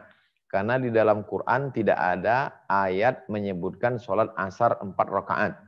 Tidak ada ayat menyebut sholat asar dengan tasyahud awal. Jadi Al-Quran itu secara global. Adapun penjelasan detailnya adalah hadis Nabi Muhammad SAW. Untuk menetapkan suatu hukum ada 5 dasar menurut ilmu usul fiqih. Quran, hadis, ijma', qiyas, syar'u man qablana, saddu zara'i, qaulus sahabi, istihsan, istishab, urf. Barulah bisa keluar suatu hukum terlepas dari ikhtilaf kontradiktifnya. Oleh sebab itu maka perempuan beraktivitas di luar rumah. Dalam ayat Al-Quran beberapa ayat menyebutkan perempuan beraktivitas. Man amila salihan, siapa saja yang beramal saleh, min zakarin au unsa, laki-laki atau perempuan, wa huwa mu'minun, dia beriman, falanuhyiyannahu hayatan thayyibah, maka dia akan diberikan kehidupan yang baik. Di situ disebutkan perempuan. Ayat yang lain, al-mu'minuna wal mu'minatu, laki-laki yang beriman dan perempuan yang beriman, ba'duhum awliya'u ba'd, mereka itu saling tolong-menolong. Kalau begitu perempuan beraktivitas. Lalu kemudian adakah perempuan beraktivitas di luar rumah pada zaman Nabi Muhammad SAW? Ada seorang perempuan namanya Asma. Lalu Asma itu keluar rumah. Asma itu saudara kandung seayah lain ibu dari Sayyidatuna Aisyah Ummul Mukminin. Asma keluar rumah memikul makanan kambing onta di atas kepalanya. Bertemu dengan Nabi Muhammad SAW. Seandainya saat bertemu itu Nabi mengatakan, hai Asma, kau tidak boleh keluar rumah, maka haramlah perempuan beraktivitas di luar rumah. Seandainya Nabi mengatakan waktu itu, engkau silakan keluar rumah, maka wajiblah perempuan beraktivitas keluar rumah. Tapi saat itu Nabi tidak menyuruh dan tidak melarang. Nabi hanya membantu Asma mengangkatkan beban yang ada di kepalanya. Maka ini jenis hadis yang ketiga. Hadis pertama, qauli, statement, ucapan. Hadis yang kedua, fi'li, perbuatan. Hadis yang ketiga adalah takriri, pengakuan. Ini membuktikan Nabi membolehkan perempuan beraktivitas di luar rumah karena Asma tidak dilarang untuk beraktivitas di luar rumah. Riwayat kedua tentang seorang perempuan bernama Nusaibah. Dia ikut perang bersama para sahabat. Anaknya gugur sebagai syahid. Bahkan tubuhnya terluka bekas tombak, anak panah, dan tusukan pedang. Dia adalah seorang mujahid fisabilillah.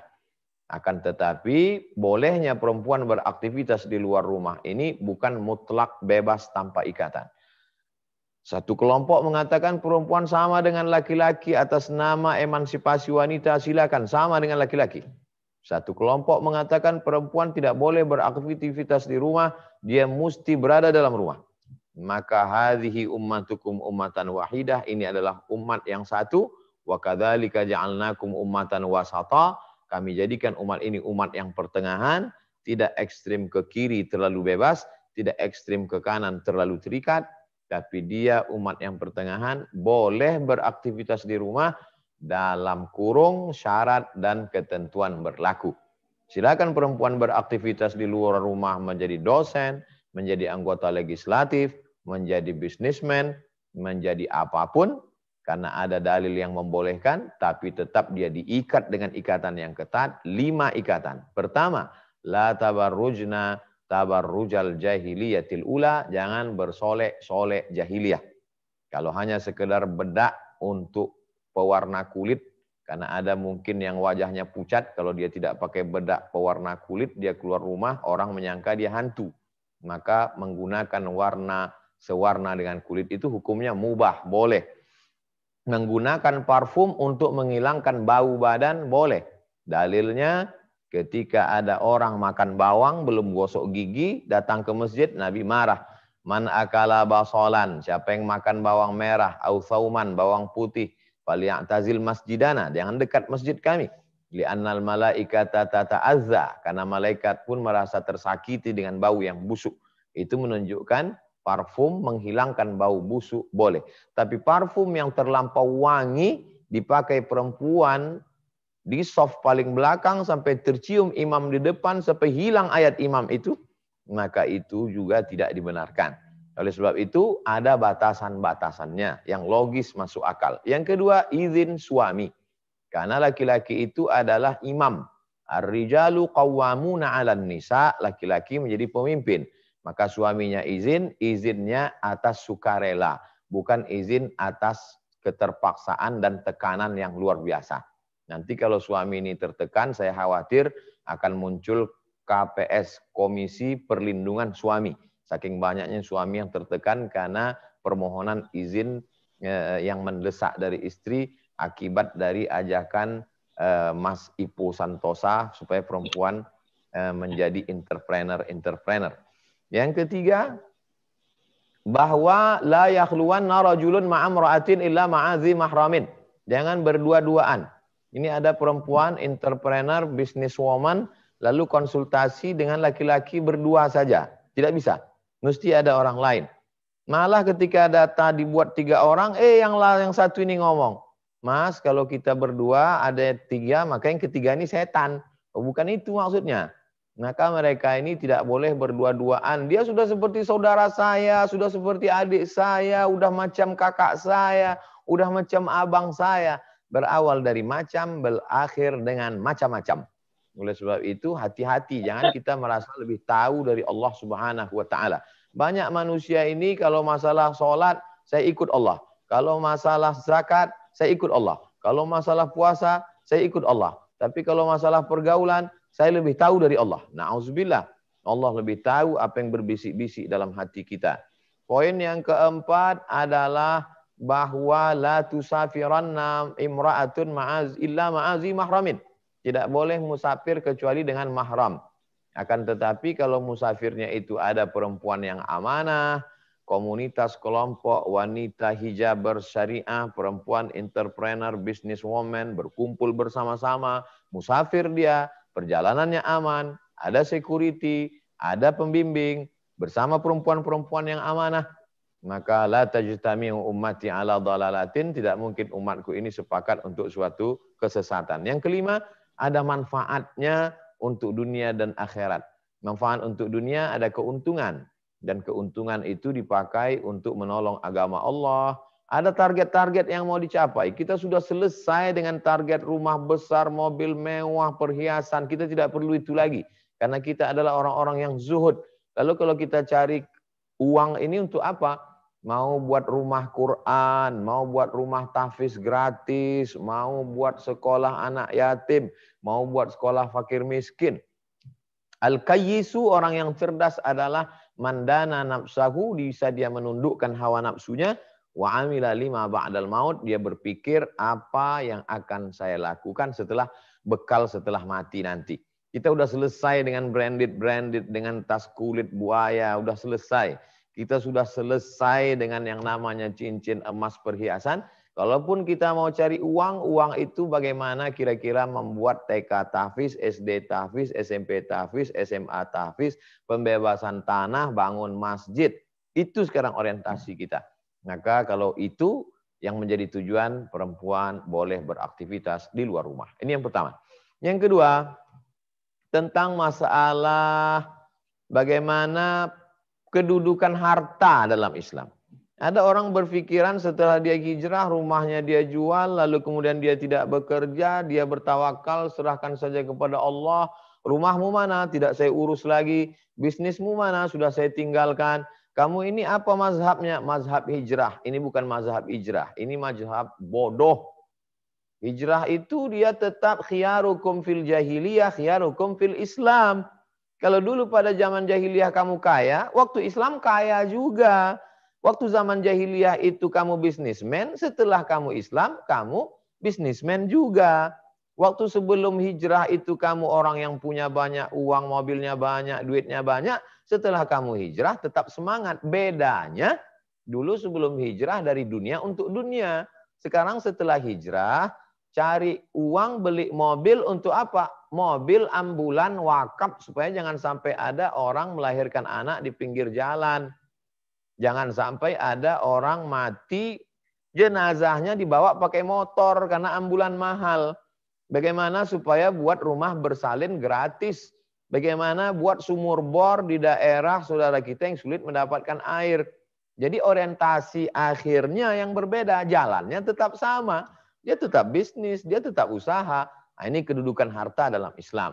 Karena banyak juga orang memahami setelah dia ngaji, setelah dia ikut hijrah, lalu pandangan dia dengan hartanya melihat harta ini haram, harta ini hanya melalaikan dari Allah.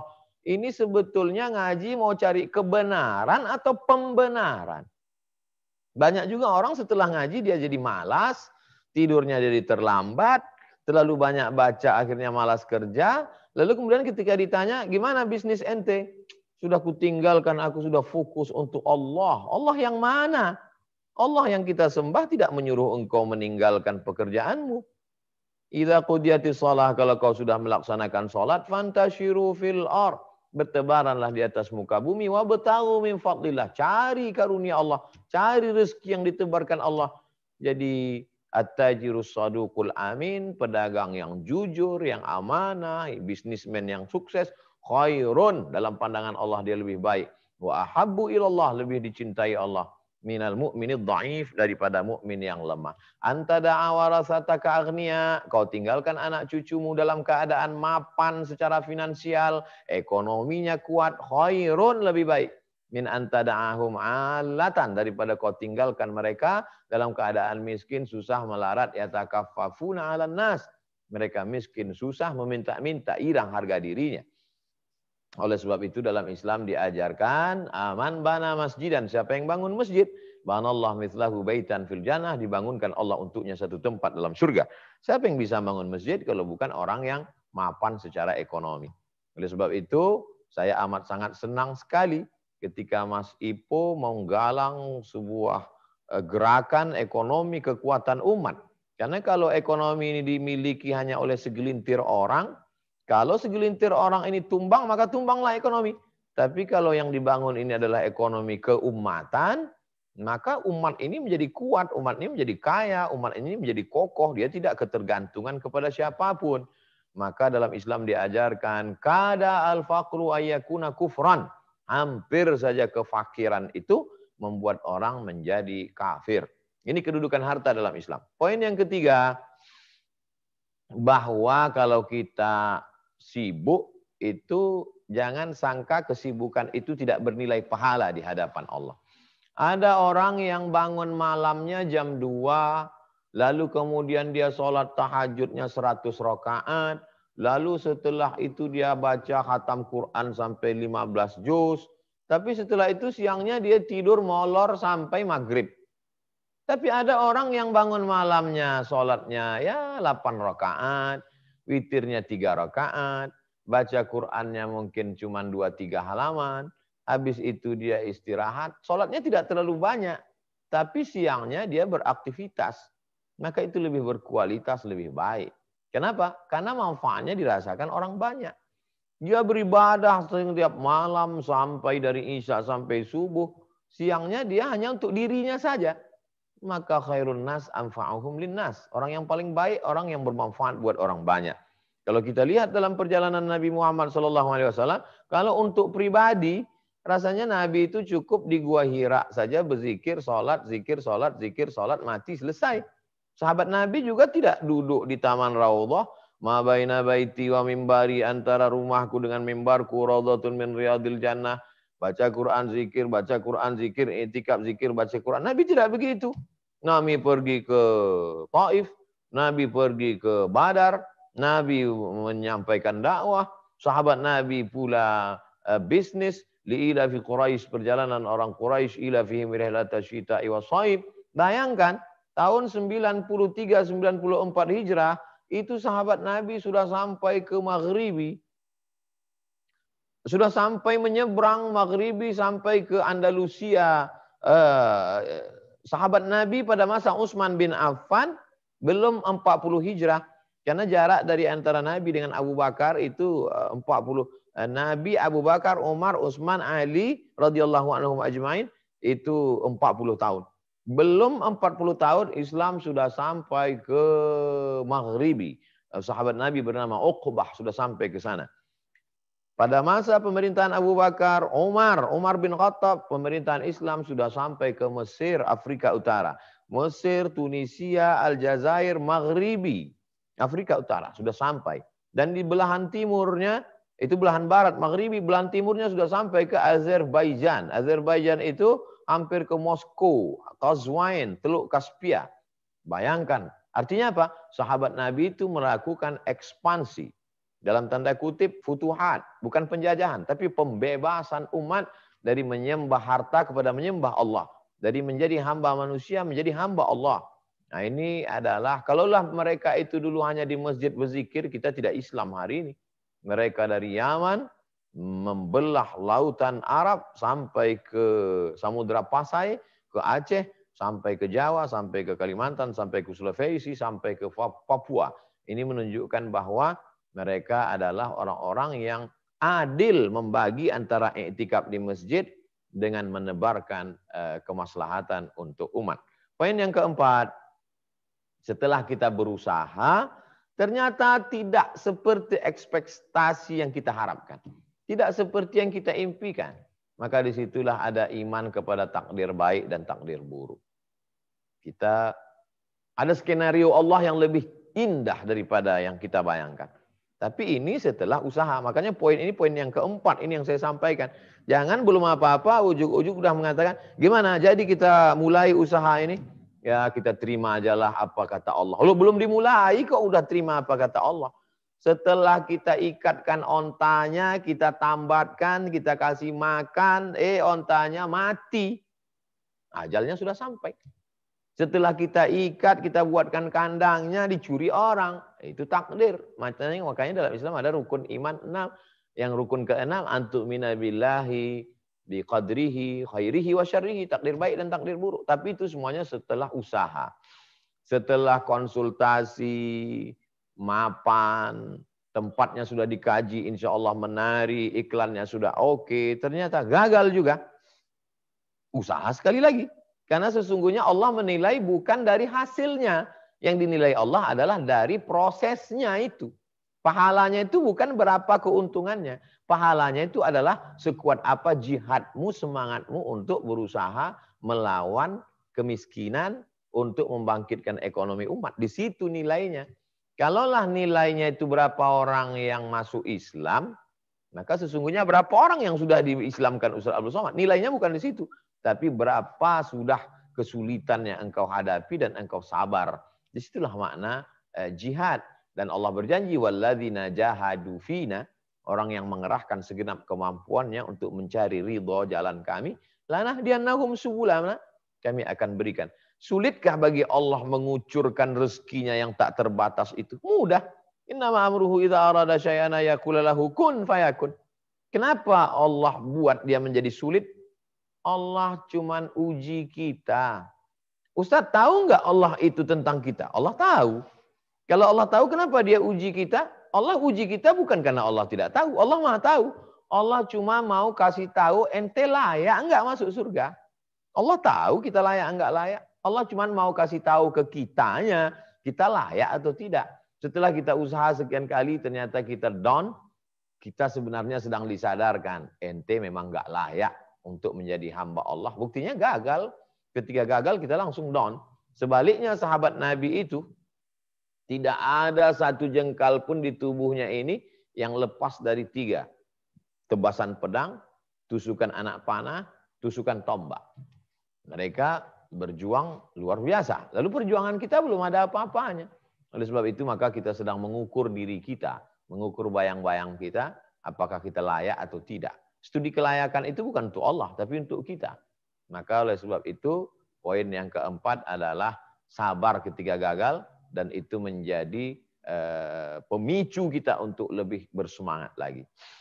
Dan yang terakhir adalah doa silahul mu'min. Doa itu senjatanya orang beriman. Setelah semuanya berakhir, maka jangan sombong, jangan angkuh bahwa ada usaha yang optimal dan ditopang oleh doa. Nabi Adam berdoa, Rabbana zalamna anfusana. Nabi Musa berdoa, Rabbi syrah li sadri. Nabi Muhammad SAW berdoa, Allahumma qasim lana min khasyatika ma yahulu bainana wa baina ma'asik. Nabi Yunus berdoa, la ilaha illa anta subhanaka inni kuntu minaz zalimin. Nabi Zakaria berdoa, Rabbi habli min ladunka zurriyatan thayyibah. Nabi Ibrahim berdoa, Rabbi habli minas salihin. Ada satu hamba Allah ketika disuruh berdoa, ente enggak berdoa. Ya gimana menurut Allah ajalah. Ente siapa? Nabi-nabi aja berdoa. Mengapa tiba-tiba ente merasa lebih hebat kualitasnya daripada para nabi? Nabi-nabi yang sangat dekat itu pun berdoa. Nabi Muhammad SAW berdoa sampai jatuh sorbannya. Dari mulai Isya hampir menjelang subuh malam Jumat tahun 2 Hijrah 17 Ramadan saat menghadapi kafir Quraisy, perang Badar berdoa sampai kata Abu Bakar, hasbuka cukuplah itu ya Rasulullah. Nabi tetap berdoa, tangannya ke atas. Maka doa adalah menguatkan kita. Allah tahu apa yang ada dalam hati kita. Lalu kalau Allah tahu apa yang ada dalam hati kita, kenapa kita mesti angkat tangan dengan suara lirih? Mau meyakinkan diri kita, mau menguatkan sugesti kita, mau menguatkan keyakinan kita bahwa Allah itu ada dan dia dekat dengan kita. Idza sa'alaka ibadi anni fa inni qarib. Kalau mereka bertanya kepadamu tentang aku, katakan aku ini dekat. Ujibu da'watad da'i idza da'an. Aku akan mengabulkan, memperkenankan doa-doa mereka ketika mereka meminta kepadaku. Kalau sudah berdoa belum juga terkabul, sesungguhnya bukan karena Allah tidak mendengar. Wa huwas sami'ul basir. Bukan karena Allah itu tidur. La ta'khudhuhu sinatun wala naum. Bukan karena Allah itu tidak tahu. Wa na'lamu ma tuwaswisu bihi nafsu. Aku tahu apa yang berbisik-bisik dalam hatimu. Kalau belum terkabul, maka sesungguhnya kitalah yang belum cukup syarat untuk terkabulnya doa-doa. Jangan salahkan Allah, salahkanlah kita. Jangan salahkan orang lain. Salahkanlah pribadi-pribadi kita yang terlalu jauh dari rahmat Allah. Sehingga ketika itu kita tidak pernah suudzon kepada hamba Allah. Dan selalu husnuzon kepada Allah subhanahu wa ta'ala. Saya kira Mas Ipo sebagai pengantar dialog kita, itu yang dapat saya sampaikan. 5 poin tadi. Yep. Selanjutnya saya serahkan ke Mas Ipo. Terima kasih. Wassalamualaikum warahmatullahi wabarakatuh. Waalaikumsalam warahmatullahi wabarakatuh. Izin saya bertanya pertama, boleh ya Ustaz ya? Silakan. Misal nih ya, ini sekarang sering terjadi Ustaz, karena memang banyak wanita yang berbisnis ya, UKM juga 60% dikelola oleh wanita. Jadi wanita yang maju berbisnis, nah sebagian laki-laki itu kadang-kadang ngandelin istrinya gitu. Akhirnya sebagian itu nggak sungguh-sungguh cari nafkah, karena memang istrinya yang backup semua gitu. Nah menyikapi ya suami yang seperti ini baiknya seperti apa ya Ustaz? Laki-laki itu dapat harta warisan 2 kali lipat dari perempuan supaya dia berwibawa di rumah. Sehingga kalau dia penghasilannya besar, suaranya bisa lebih tinggi. Kalau tidak nanti dia tidak pede, dia merasa down, dia tidak punya kuasa. Oleh sebab itu maka secara psikologis perempuan juga mesti kasih tahu, Mas, walaupun penghasilanku lebih besar, tapi kau tetap imamku. Nah, gitu. Jadi biar supaya dia pede. Lalu kemudian pula laki-laki ini mesti disehatkan akalnya. Mesti dia, makanya di Malaysia itu ada iklan-iklan di dinding, kursus perkahwinan. Dikursuskan dulu dia supaya dia tahu job description. Supaya dia tahu kewajiban dia sebagai laki-laki. Kalau tidak nanti dikhawatirkan seperti yang dikatakan, itu di Kementerian Agama ada BP4 namanya. Supaya laki-laki ini sadar, mestinya laki-laki itu punya kewajiban. Pertama menanggung nafkah makan, pakaian, tempat tinggal, pendidikan, perhatian. Nah ketika perempuan ternyata rezekinya lebih lancar karena online, karena MLM syariah, karena dia lebih pandai memasarkan barangnya, pendapatannya lebih banyak, maka laki-laki juga mesti paham itu, bahwa si perempuan ini itu milik dia, itu harta dia. Kamu tidak boleh ambil itu, kalau kamu ambil kamu zalim. Maka tidak ada dalam Islam mengatakan kalau laki-laki menikah dengan perempuan lalu semua harta perempuan itu menjadi milik laki-laki. Tidak benar begitu. Ada harta laki-laki, ada harta perempuan. Bedanya apa? Dalam harta laki-laki itu ada milik si perempuan. Tapi dalam harta si perempuan itu tidak ada milik si laki-laki. Perempuan amat sangat setuju dengan ini. Dalam harta si laki-laki itu ada milik perempuan. Itulah dia nafkah, makan, pakaian, tempat tinggal, pendidikan. Cuman nomor 5 ini saja yang tidak materi. Perhatian itu tidak materi. Tapi yang 4 ini materi. Makanan materi, pakaian materi, tempat tinggal materi, pendidikan juga biaya materi. Oleh sebab itu laki-laki. Nah, ketika rezeki perempuan lebih, maka si laki-laki berkata, boleh tak kelebihan rezekimu itu menolong aku? Maka perempuan boleh berzakat kepada suaminya. Jangankan menolong suami, berzakat saja boleh. Jadi kalau ibu-ibu, mbak-mbak, teteh-teteh yang berhasil bisnis ini punya uang banyak, lalu dia katakan pada suaminya, Mas, kamu udah kena PHK, nggak bisa kerja, ini hasil usahaku, aku zakat 2,5%, tidak aku bayar ke Basnas, karena kulihat ada fakir miskin di rumah, ini kukasih ke kamu. Nah, tapi bahasanya jangan begitu, nanti dia tersinggung. Bahasanya adalah, kenapa lah perempuan boleh bayar zakat ke laki-laki? Karena perempuan tidak wajib menafkahi suami. Tapi suami tidak boleh bayar zakat ke istri. Karena laki-laki wajib bayar memberikan nafkah. Jadi tidak boleh suami berkata, ini uang zakat saya sekaligus belanja kita bulan ini. Maka nggak boleh laki-laki berzakat kepada istri. Tapi perempuan boleh berzakat kepada suami karena dia tidak wajib bayar. Jadi saya mau menjelaskan, ibarat orang bertetangga, dia mesti tahu sempadan batas tanahnya. Ini tanah kamu, ini tanah saya. Kalau kemudian rezeki kamu berlebih, ini hanya kebaikan hati saya. Tentu dengan komunikasi yang baik supaya tidak tersinggung secara psikologis, emosional, dan lain sebagainya. Kesimpulannya, laki-laki mesti tahu kewajibannya, dan dia tahu bahwa harta ini punya perempuan, perempuan itu mau memberikannya, itu adalah dalam bentuk apa? Apakah itu pinjaman, apakah itu zakat, apakah itu hibah, apakah itu karena kasihan, apakah itu karena cinta. Mas, ini punyaku, tapi karena kau suami yang baik, kuberikan semuanya. Jangankan harta ini, nyawaku pun kuberikan padamu. Tapi jangan sampai kau kawin lagi, kupancung kepalamu, kata si perempuan. Nah, itu harus jelas batasan-batasannya. Demikian Mas Ipo, masalah kelebihan kesuksesan tak jadi masalah, tapi jelas batasan-batasan. Wallahu a'lam. Ya, pengen ngasih tahu nih Ustadz, di Zoom ini sekitar 1.000 ya, di channel YouTube ada 2, salah satunya di channel Ustadznya ada belasan ribu yang nonton sekarang. Insya Allah itu dengan perjalanan waktu biasanya bertambah lagi. Dan kita hari ini alhamdulillah dihadiri oleh macam-macam komunitas ya. Izin saya sebutkan beberapa.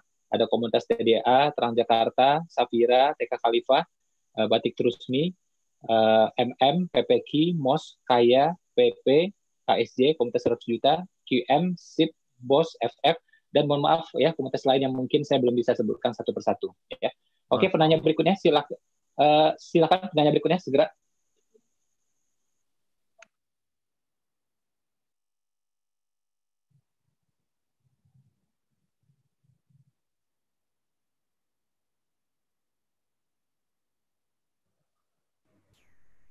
Saya aja Mas Ipo, boleh nggak kalau belum ada yang mau nanya?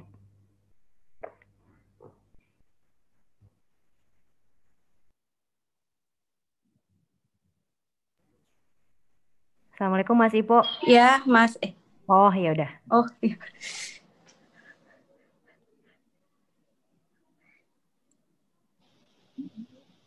Ya, silakan Mbak Rita. Oke, tadi soalnya belum ada yang nanya. Assalamualaikum warahmatullahi wabarakatuh. Alhamdulillah sudah ada Ustadz Abdul Somad juga di sini.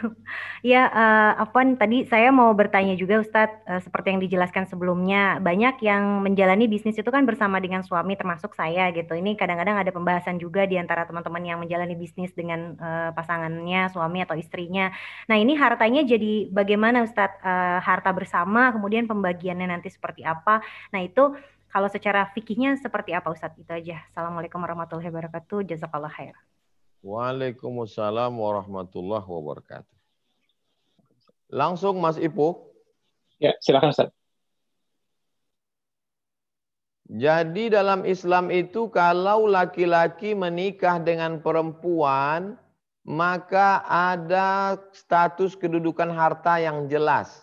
Ini harta laki-laki, si perempuan ini kebetulan anak orang kaya, tunggal, punya kos-kosan, punya kebun, punya bisnis, uangnya banyak, itu milik dia. Itu memang milik engkau. Kepemilikannya tidak otomatis berpindah tangan ke laki-laki. Harta si perempuan bisa berpindah ke laki-laki kalau dia meninggal. Mati dia, maka setengah harta perempuan itu jadi milik laki-laki. Kalau tidak ada anak. Kalau ada anak, maka 1/4 harta perempuan itu menjadi milik laki-laki. Begitu statusnya. Tidak otomatis karena nikah, kamu adalah istriku, sorgamu di bawah tapak kakiku, maka semua surat-surat tanahmu milikku. Itu tidak betul. Oleh sebab itu mesti laki-laki, perempuan ini mesti paham. Nah, ketika mereka menikah lalu mereka memulai usaha bisnis, maka sama seperti dia usaha bisnis dengan orang lain. Ini modalnya punya siapa, keuntungannya berapa. Nah, itu nanti bicarakan dengan Mas Ipo, bagaimana kalau pemodal dengan orang lain, berapa pembagian keuntungan dan lain sebagainya. Nah, lalu kemudian ada yang disebut dengan musyarakah. Musyarakah itu adalah berkongsi. Musyarakah itu adalah kerjasama. Kerjasama berapa pembagian keuntungan. Andai saya dengan kamu ini bukan ikatan suami istri dengan orang lain, untungannya berapa? Tanya ke Mas Ibu. Mas Ibu kalau menurut aturan kalau kerjasama orang yang tidak ada ini berapa?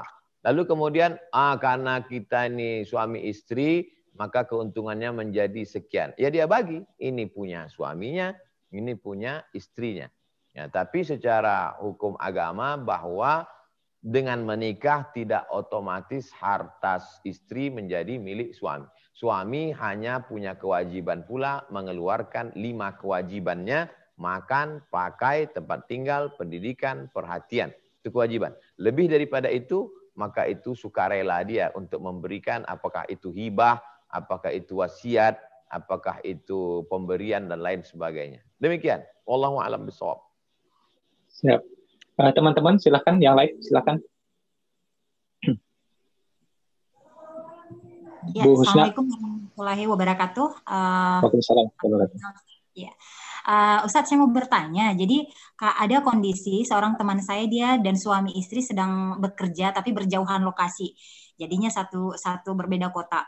Nah, si istri sebenarnya sudah mau resign dengan mempertimbangkan kondisi anak-anak, pertumbuhan anak-anak, tapi si suami belum mengizinkan. Kira-kira bagaimana harusnya sikap si istri ini, Ustadz?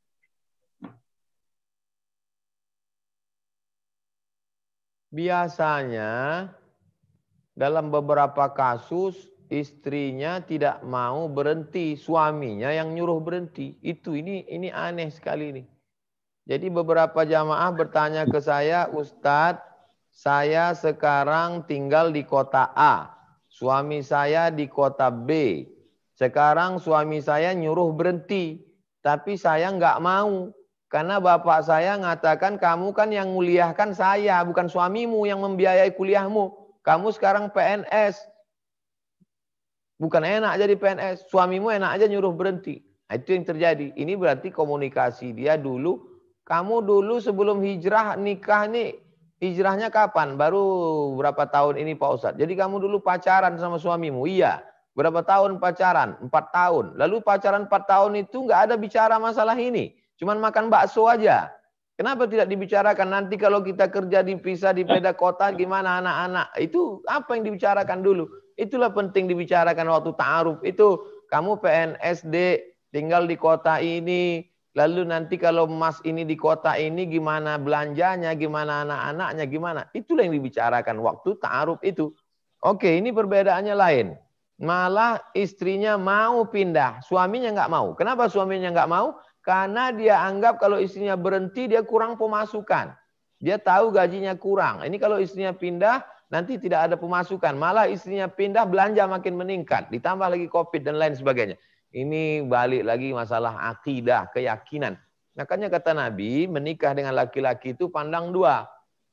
Idza ja'akum man tardawna dinahu, agamanya. Yang dimaksud dengan agama itu apa? Akidahnya, ibadahnya, keyakinannya, tauhidnya, bahwa rezeki itu dari Allah, bahwa ini kewajiban ini menjaga perempuan ini. Dia pergi di luar kota, dia jauh, bisa-bisa dia tidak pandai menjaga diri, dia tidak ada mahram. Mestinya si suami inilah yang memberitahu istrinya, kamu pulang bersama saya, kerjamu itu kau tinggalkan, nanti kalau di sini kau bisa kerja, alhamdulillah. Anda tidak dapat kerja, kita susah-susah aja dulu, yang penting ini bisa terjaga. Oleh sebab itu kalau begini keadaannya bagaimana? Mesti ada orang lain yang menyampaikan kepada dia bahwa dia punya kewajiban, bahwa dia memang menanggung jawab nafkah, tapi juga ini perempuan ini sudah mau resign karena dia tak tahan. Maka mesti ada yang menyampaikan. Jangan karena perempuan ini sudah hijrah, sudah ngaji, sudah ikut komunitas Mas Ipu, lalu dia menceramahi suaminya. Enggak bisa. Ya ayyuhallazina amanu, hai suamiku, takutlah kepada Allah. Enggak bisa. Mesti ada orang lain yang masuk menjadi penengah, memberi pemahaman kepada si suami ini supaya dia paham bahwa dia kepala rumah tangga, bahwa ini orang sudah mau resign, mau keluar kerja. Kalau tidak nanti buntu. Oleh sebab itu siapa yang memberitahu si suami ini? Wali dari si perempuan. Wali perempuan itu ada 6. Ayah, kakek, abang, adik laki-laki, kakak ayah, adik ayah. 6 orang ini mesti memberitahu kepada si suami ini supaya dia bisa menerima keputusan si istri untuk resign karena dia berbeda kota. Demikian. Wallahu a'lam bishawab. Ya, itu tadi dari Sulawesi, Bu Husna. Sekarang Mbak Seli yang punya Batik Trusmi. Silakan Mbak Seli. Mbak Seli lagi di mana ini? Ya. Kota mana? Terima kasih Mas Ipo. Aku lagi di Bali sekarang. Ya. Silakan, Bismillahirrahmanirrahim. Assalamualaikum warahmatullahi wabarakatuh. Ustadz, apa kabar Ustadz? Waalaikumsalam warahmatullahi wabarakatuh. Semoga Ustadz masih ingat saya ya. Oh, batik Cirebon. Iya, betul Ustadz. Iya. Ustadz, alhamdulillah sekarang saya di Bali dan saya masuk komunitas pengajian Salsabila. Saya mewakili pertanyaan dari ibu-ibu pengajian yang dimana saat pandemi ini para istri merasa posisinya yang dulunya tulang rusuk hijrah sebagai tulang punggung gitu, Ustadz. Nah, jadi karena suaminya banyak dirumahkan, ya, jadi istrinya harus memegang ambil peranan untuk berjuang gitu kan, belajar jualan apa. Tapi akhirnya suami merasa kok kayak tidak dilayani dengan maksimal karena istrinya terlalu sibuk gitu kan. Terus anak-anak juga ngerasanya kok kayak kurang maksimal diurus kayak gitu. Nah itu bagaimana ya Ustadz cara menyikapinya agar tetap sesuai kodratnya, sesuai syariatnya seperti itu Ustadz. Terima kasih Ustadz. Laki-laki yang karena masa pandemi ini dirumahkan, kena PHK, gajinya kurang, pendapatannya kurang, pemasukannya kurang, lalu kemudian dari sejak lockdownnya beberapa negara, kita PSBB itu terhitung Maret, April, Mei, Juni, Juli, Agustus, September, Oktober. Sudah 8 bulan.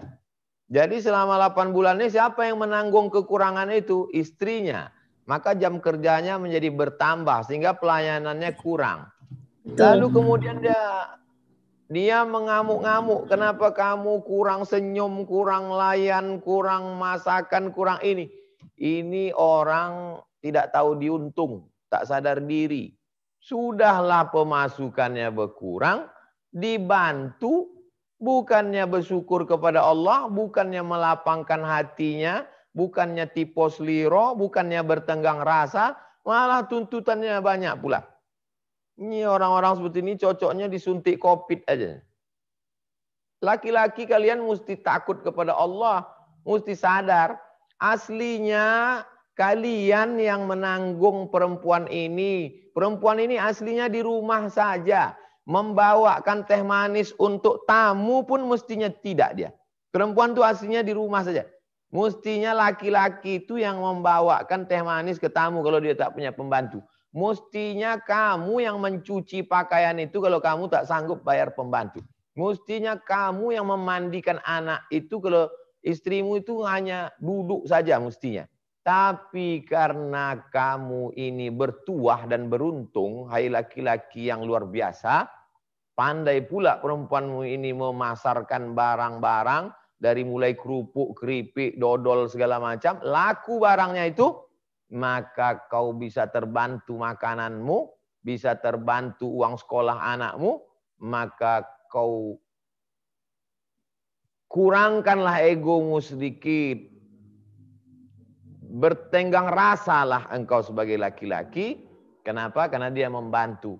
Oleh sebab itu, kalau ibu-ibu ini suaminya mengamuk-ngamuk, marah, kenapa ini, ibu kasih tahu aja sama dia, Mas, bagaimana kalau sebulan ini aku berhenti jualan, kau tanggunglah ini semuanya, insya Allah. Jadi kembali lagi ke komunikasi ke ini Mas Ipu ikut bertanggung jawab ini, gerakan mak-mak milenial ini, bagaimana supaya bapak-bapak ini paham dia, mengerti dia keadaan. Karena kalau tidak ini bisa jadi masalah juga. Secara ekonomi mungkin tak jadi masalah karena bisa tertutupi dengan penghasilan M3 mak-mak milenial ini. Tapi bapak-bapak ini juga mesti disadarkan. Ini Mas Ipo mesti melibatkan AA Gim, Ustadz Adi Hidayat, yang bahasanya santun, lembut. Kalau saya ini kasar nanti bapak-bapak ini malah mengamuk, membuat komisi perlindungan bapak-bapak kurang perhatian. Wallahu a'lam. Ya Ustaz. Tadi dari Bali sudah, dari Makassar sudah, sekarang dari Solo insya Allah. Mbak Ayu sudah ready? Iya, siap Mas. Ya. Ya. Assalamualaikum warahmatullahi wabarakatuh, Ustadz. Ayu Aida dari Solo. Warahmatullahi wabarakatuh. Ini Ayu mau tanya Ustadz. Ayu itu kebetulan ada partner bisnis gitu, dan kebanyakan perempuan semua gitu, perempuan semua, dan beberapa dari partner bisnis Ayu alhamdulillah mereka couplepreneur, ada juga yang mereka jalankan sendiri tapi atas ridho suami.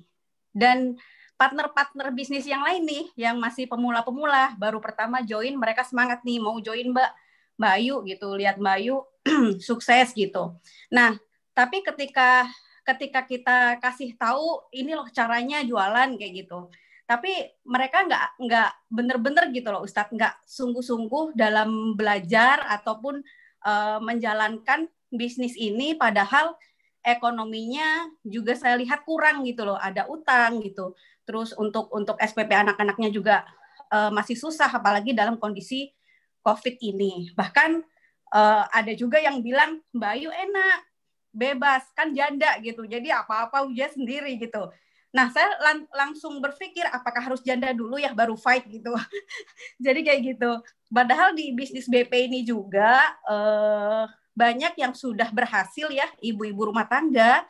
Mereka penghasilannya cukup di rumah aja gitu, Ustadz. Nah, pertanyaan Ayu, Ustadz, gimana nih memotivasi emak-emak ini yang bisa dijalankan di rumah tapi mereka kurang fight gitu, malah ngomong gitu nih sama Ayu. Gitu Ustadz pertanyaannya. Makasih. Assalamualaikum. Waalaikumsalam warahmatullahi wabarakatuh. Jadi Mas Ipo, dari beberapa pertanyaan ini, saya melihat ada satu masalah. Masalah dengan persatuan laki-laki kurang perhatian ini. Sehingga ini masalahnya masalah psikologis ini Mas Ipo. Pertama, psikologisnya terganggu karena penghasilan istrinya lebih besar. Yang kedua, psikologisnya terganggu karena COVID, dia dirumahkan, bahkan sebagiannya PHK. Psikologis ketiga, dia kurang perhatian. Sebetulnya kurang perhatiannya itu masalah kecil, tapi itu menjadi pemicu. Teh manisnya lambat datang, atau garam nasi gorengnya kurang, atau dia lebih sering ketemu pembantu kalau dia punya pembantu daripada istrinya karena sibuk pemasaran tadi. Maka Mas Ipo perlu membuat sebuah kajian. Kalau ini sekarang ada namanya kajian mak-mak entrepreneur. nanti Mas Ipo membuat lagi kajian suami-suami mereka ini. Karena mereka tidak bisa leluasa untuk memasarkan, untuk apa? Karena suaminya itu kalau saya katakan sebagai penghalang terlalu kasar ya. Tapi itu izinnya apanya itu bisa. Ini suami-suaminya ini mesti diceramahi juga Mas Ipo, mesti diberikan pemahaman bahwa Anda itu tertolong loh, Mas. Kamu itu tertolong dengan sibuknya mereka ini. Oleh sebab itu, coba longgarkan sedikit, emosimu tenangkan sedikit, belajarlah buat teh manis, belajarlah ini santai sedikit, karena mereka juga menolong kamu. Itu bahasa lembutnya, bahasa pemasarannya Mas Ipu lebih ini. Tapi saya melihat ini bisa jadi masalah Mas Ipu. Karena ada yang terganggu dengan ini. Demikian, wallahu a'lam.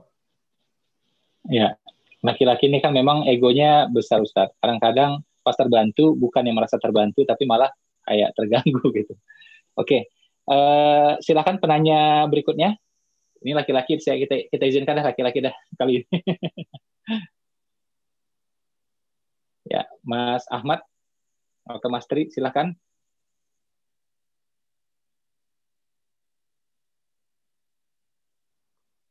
Ya, Mas Tri.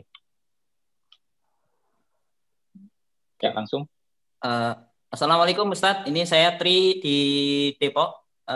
Pertanyaannya dari penjelasan yang tadi Ustadz sampaikan pertama, bahwa dalam bisnis, walaupun itu di keluarga, walaupun itu antara suami dan istri, perlu pembahasan yang jelas, pembagian yang jelas, mana punya suami, mana punya istri. Misalnya nih Tat, ini kan dalam satu rumah nih suami istri, misalkan kita memang sepakat, ini kita usaha bareng-bareng, ayo dikelola bareng-bareng untuk kesejahteraan keluarga bareng-bareng, tanpa ada pembagian yang jelas tadi, boleh nggak ya Ustadz ya?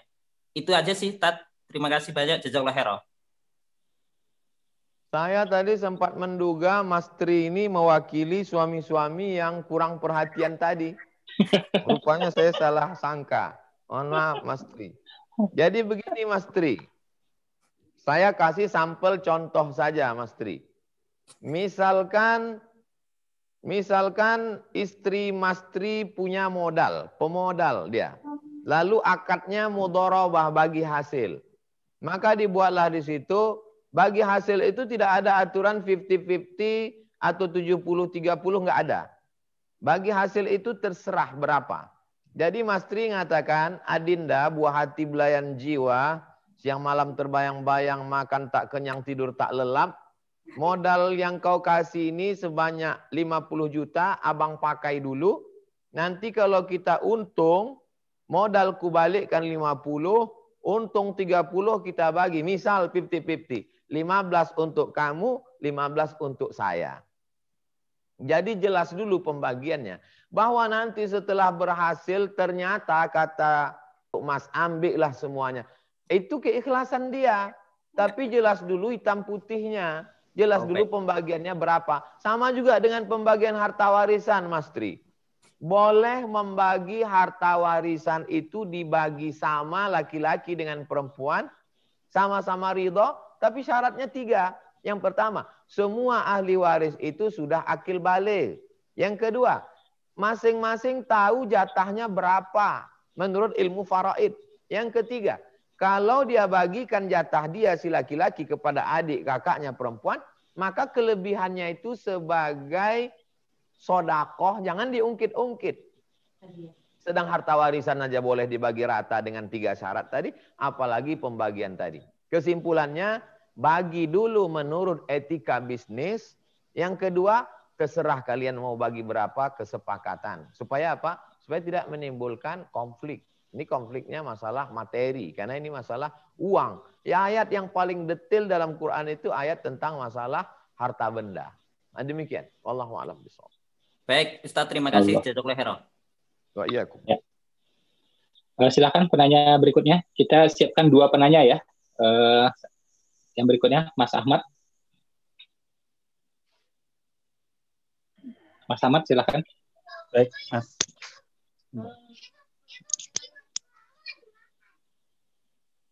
Sebentar. Baik. Bismillahirrahmanirrahim.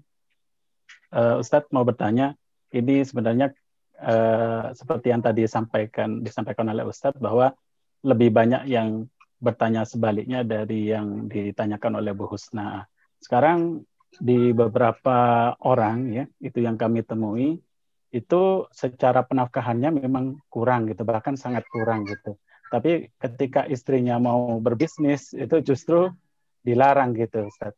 Padahal istrinya ini memang katakanlah punya kemampuan gitu ya, punya istilahnya udah biasa jualan. Nah, itu bagaimana Ustaz ya, agar kita bisa meyakinkan suaminya ini agar istrinya ini diperkenankan misalnya untuk membantu penafkahan keluarga, begitu Ustaz. Jazakallah khairan katsir. Jadi Mas Ahmad, Mas Tri dengan Mas Ipo, saya melihat di sini ada laki-laki yang tidak fair, laki-laki yang tidak adil. Dia tidak bisa menerima kekurangan, tapi kekurangan dia mesti diterima orang. Nah, ini kan tidak jelas.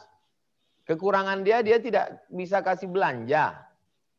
Kalau kita tidak bisa kasih belanja full karena keadaan COVID ini, maka kita mesti menerima kurang pelayanan dia karena dia juga sibuk memasarkan ini. Berapa persen kekurangan itu? Aslinya, idealnya, ini kan si perempuan ini memang nggak ada kerja apa-apa. Idealnya perempuan itu mencuci piring pun tidak. Karena kau laki-laki menyediakan pembantu untuk dia. Mencebokkan anak itu pun tidak. Dia hanya ngeden lahir anaknya, itu aja. Habis itu memandikan anak itu, menyusukan anak itu pun tidak aslinya. Aslinya anak itu kau serahkan kepada perempuan yang menyusukan anak. Seperti Nabi Muhammad SAW waktu lahir, kan dia diserahkan kepada Suwaibah dengan Halimatus Sa'diyah. Ada ibu susu waktu itu. Tapi kan perempuan dalam Islam menyusukan 2 tahun Pak Ustadz. Ya betul, dia menyusukan. Lalu kemudian bahwa terjadi pergeseran. Ternyata bisnis ini lebih lancar kalau dipasarkan oleh perempuan. Dan perempuan ternyata lebih ulet, lebih sekian. Maka disitulah perlu dia kalau tenggang rasa. Tapi bukan berarti semua kewajiban perempuan lalu hilang karena itu, tidak. Mungkin beberapa jam agak berkurang dari semestinya. Nah, disitulah si laki-laki yang tadi ini mesti ada komunitasnya. Ini mesti ngaji nih. Kalau laki-laki ini tidak mengaji ini berbahaya nih. Saya pun baru tahu sekarang ini. Sejak diajak Mas Ipo ikut. Saya sangka ceramah di depan. Saya melihat posternya ceramah perempuan-perempuan entrepreneur nih, saya sangka ringan materinya, ternyata berat, ternyata tidak berat. Ternyata Mas Ipo, saya tidak berhadapan dengan istrinya, berhadapan dengan suaminya ternyata. Nah, ini. Nah, jadi nanti di masa akan datang mudah-mudahan, tapi ini tidak bisa online Mas Ipo. Kumpulkan ini suami-suaminya, kita ketemu di hotel atau di convention hall atau di gedung apa supaya dia disadarkan. Aslinya kamu itu suami-suami mau menanggung 100% loh. Tapi karena kemurahan hati mereka, lalu kamu nggak mau mundur selangkah. Mundurlah agak beberapa langkah, karena di sini ada perjuangan seorang perempuan yang luar biasa. Saya kira apa yang disampaikan Mas Ahmad dengan Ibu pejuang perempuan ini kemiripan, masalahnya sama. Demikian, wallahu a'lam bishawab. Izin Ustaz, pertanyaan terakhir dari, silakan. Ya, silakan. Ya, Ustadz, saya Dias Adriani. Saya ini mewakili para pengusaha wanita nih, Ustadz. Jadi kan memang kita harus dapat ridho suami. Nah, pertanyaannya dalam bisnis perlu bagaimana caranya ya kita sebagai istri itu tahu suami kita ridho sama kita atau tidak ketika kita berbisnis gitu, Ustadz. Jadi apakah hanya kayak kelihatannya aja itu cukup atau memang harus seperti diakatkan kayak wahai suamiku, apakah kamu ridho terhadap bisnisku atau bagaimana, Ustadz? Mohon pencerahannya. Terima kasih banyak, Ustadz. Innamal bai'u antaradin. Jual beli itu sama-sama ridho. Ridho itu letaknya di mana? Ridho itu letaknya di hati. Bagaimana kita tahu hati orang ridho dengan tidak? Yang di hati itu keluar lewat mulut. Makanya saya tahu bahwa orang ini mau nerima barang dagangan saya katakan, saya jual peci batik ini harganya 100.000 tunai, saya terima. Dalam mazhab Syafi'i, ridha di hati itu mesti diucapkan di mulut. Tapi dalam mazhab lain tidak mesti diucapkan di mulut. Makanya sah jual beli bil mu'atah. Bil mu'atah itu maksudnya mulutnya nggak ngomong tapi tangannya aja. Ketika dia berikan barang ini, nih diambil duit, maka itu sah. Kenapa? Karena tidak akan mungkin tangannya mengulur kalau hatinya nggak ridha. Namanya jual beli bil mu'atah. Ini sekedar gambaran bahwa ridha di hati itu dua cara. Pertama dengan lisan, kedua dengan tindakan. Jadi apakah ketika suami ibu mengangguk, Mas, aku harap lungo ya, iki saya mau jualan ke sana. Dia bilang, apakah itu ridho? Ragu, ridho atau ridho terpaksa, iya atau tidak? Maka kalau ada komitmen, itu komitmen antara ibu dengan dia lah. Kalau komitmen takut nanti terjadi sesuatu, dia tulis, saya yang bertanda tangan di bawah ini, bahwa semestinya memang saya yang menanggung nafkah ini. Tapi karena saya sekarang kena PHK, dirumahkan, COVID dan selanjutnya, saya ridho kalau dia ikut membantu saya, dengan saya tetap sebagai kepala rumah tangga yang mengatur ini, tapi saya undur satu langkah atas segala yang selama ini mesti saya terima karena saya paham dia sulit dan lain sebagainya. Itu penting. Tentu itu sebagai teknisnya saja.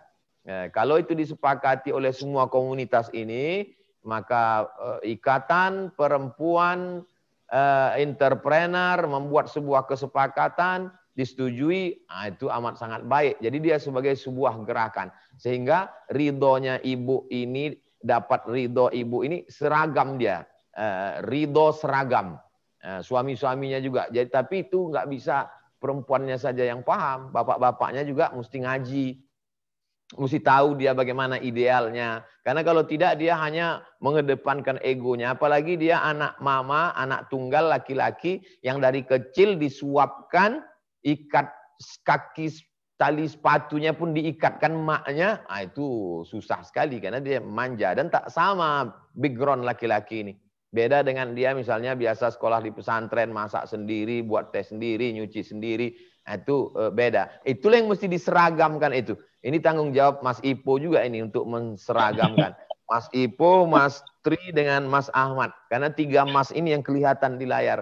Yang bertanggung jawab nih untuk menyelamatkan ibu-ibu ini dari bapak-bapak. Saya yakin bapak ini sebetulnya mereka senang karena mereka terbantu secara ekonomi, hanya saja egonya atau pengetahuannya atau basic pendidikannya atau basic keluarganya.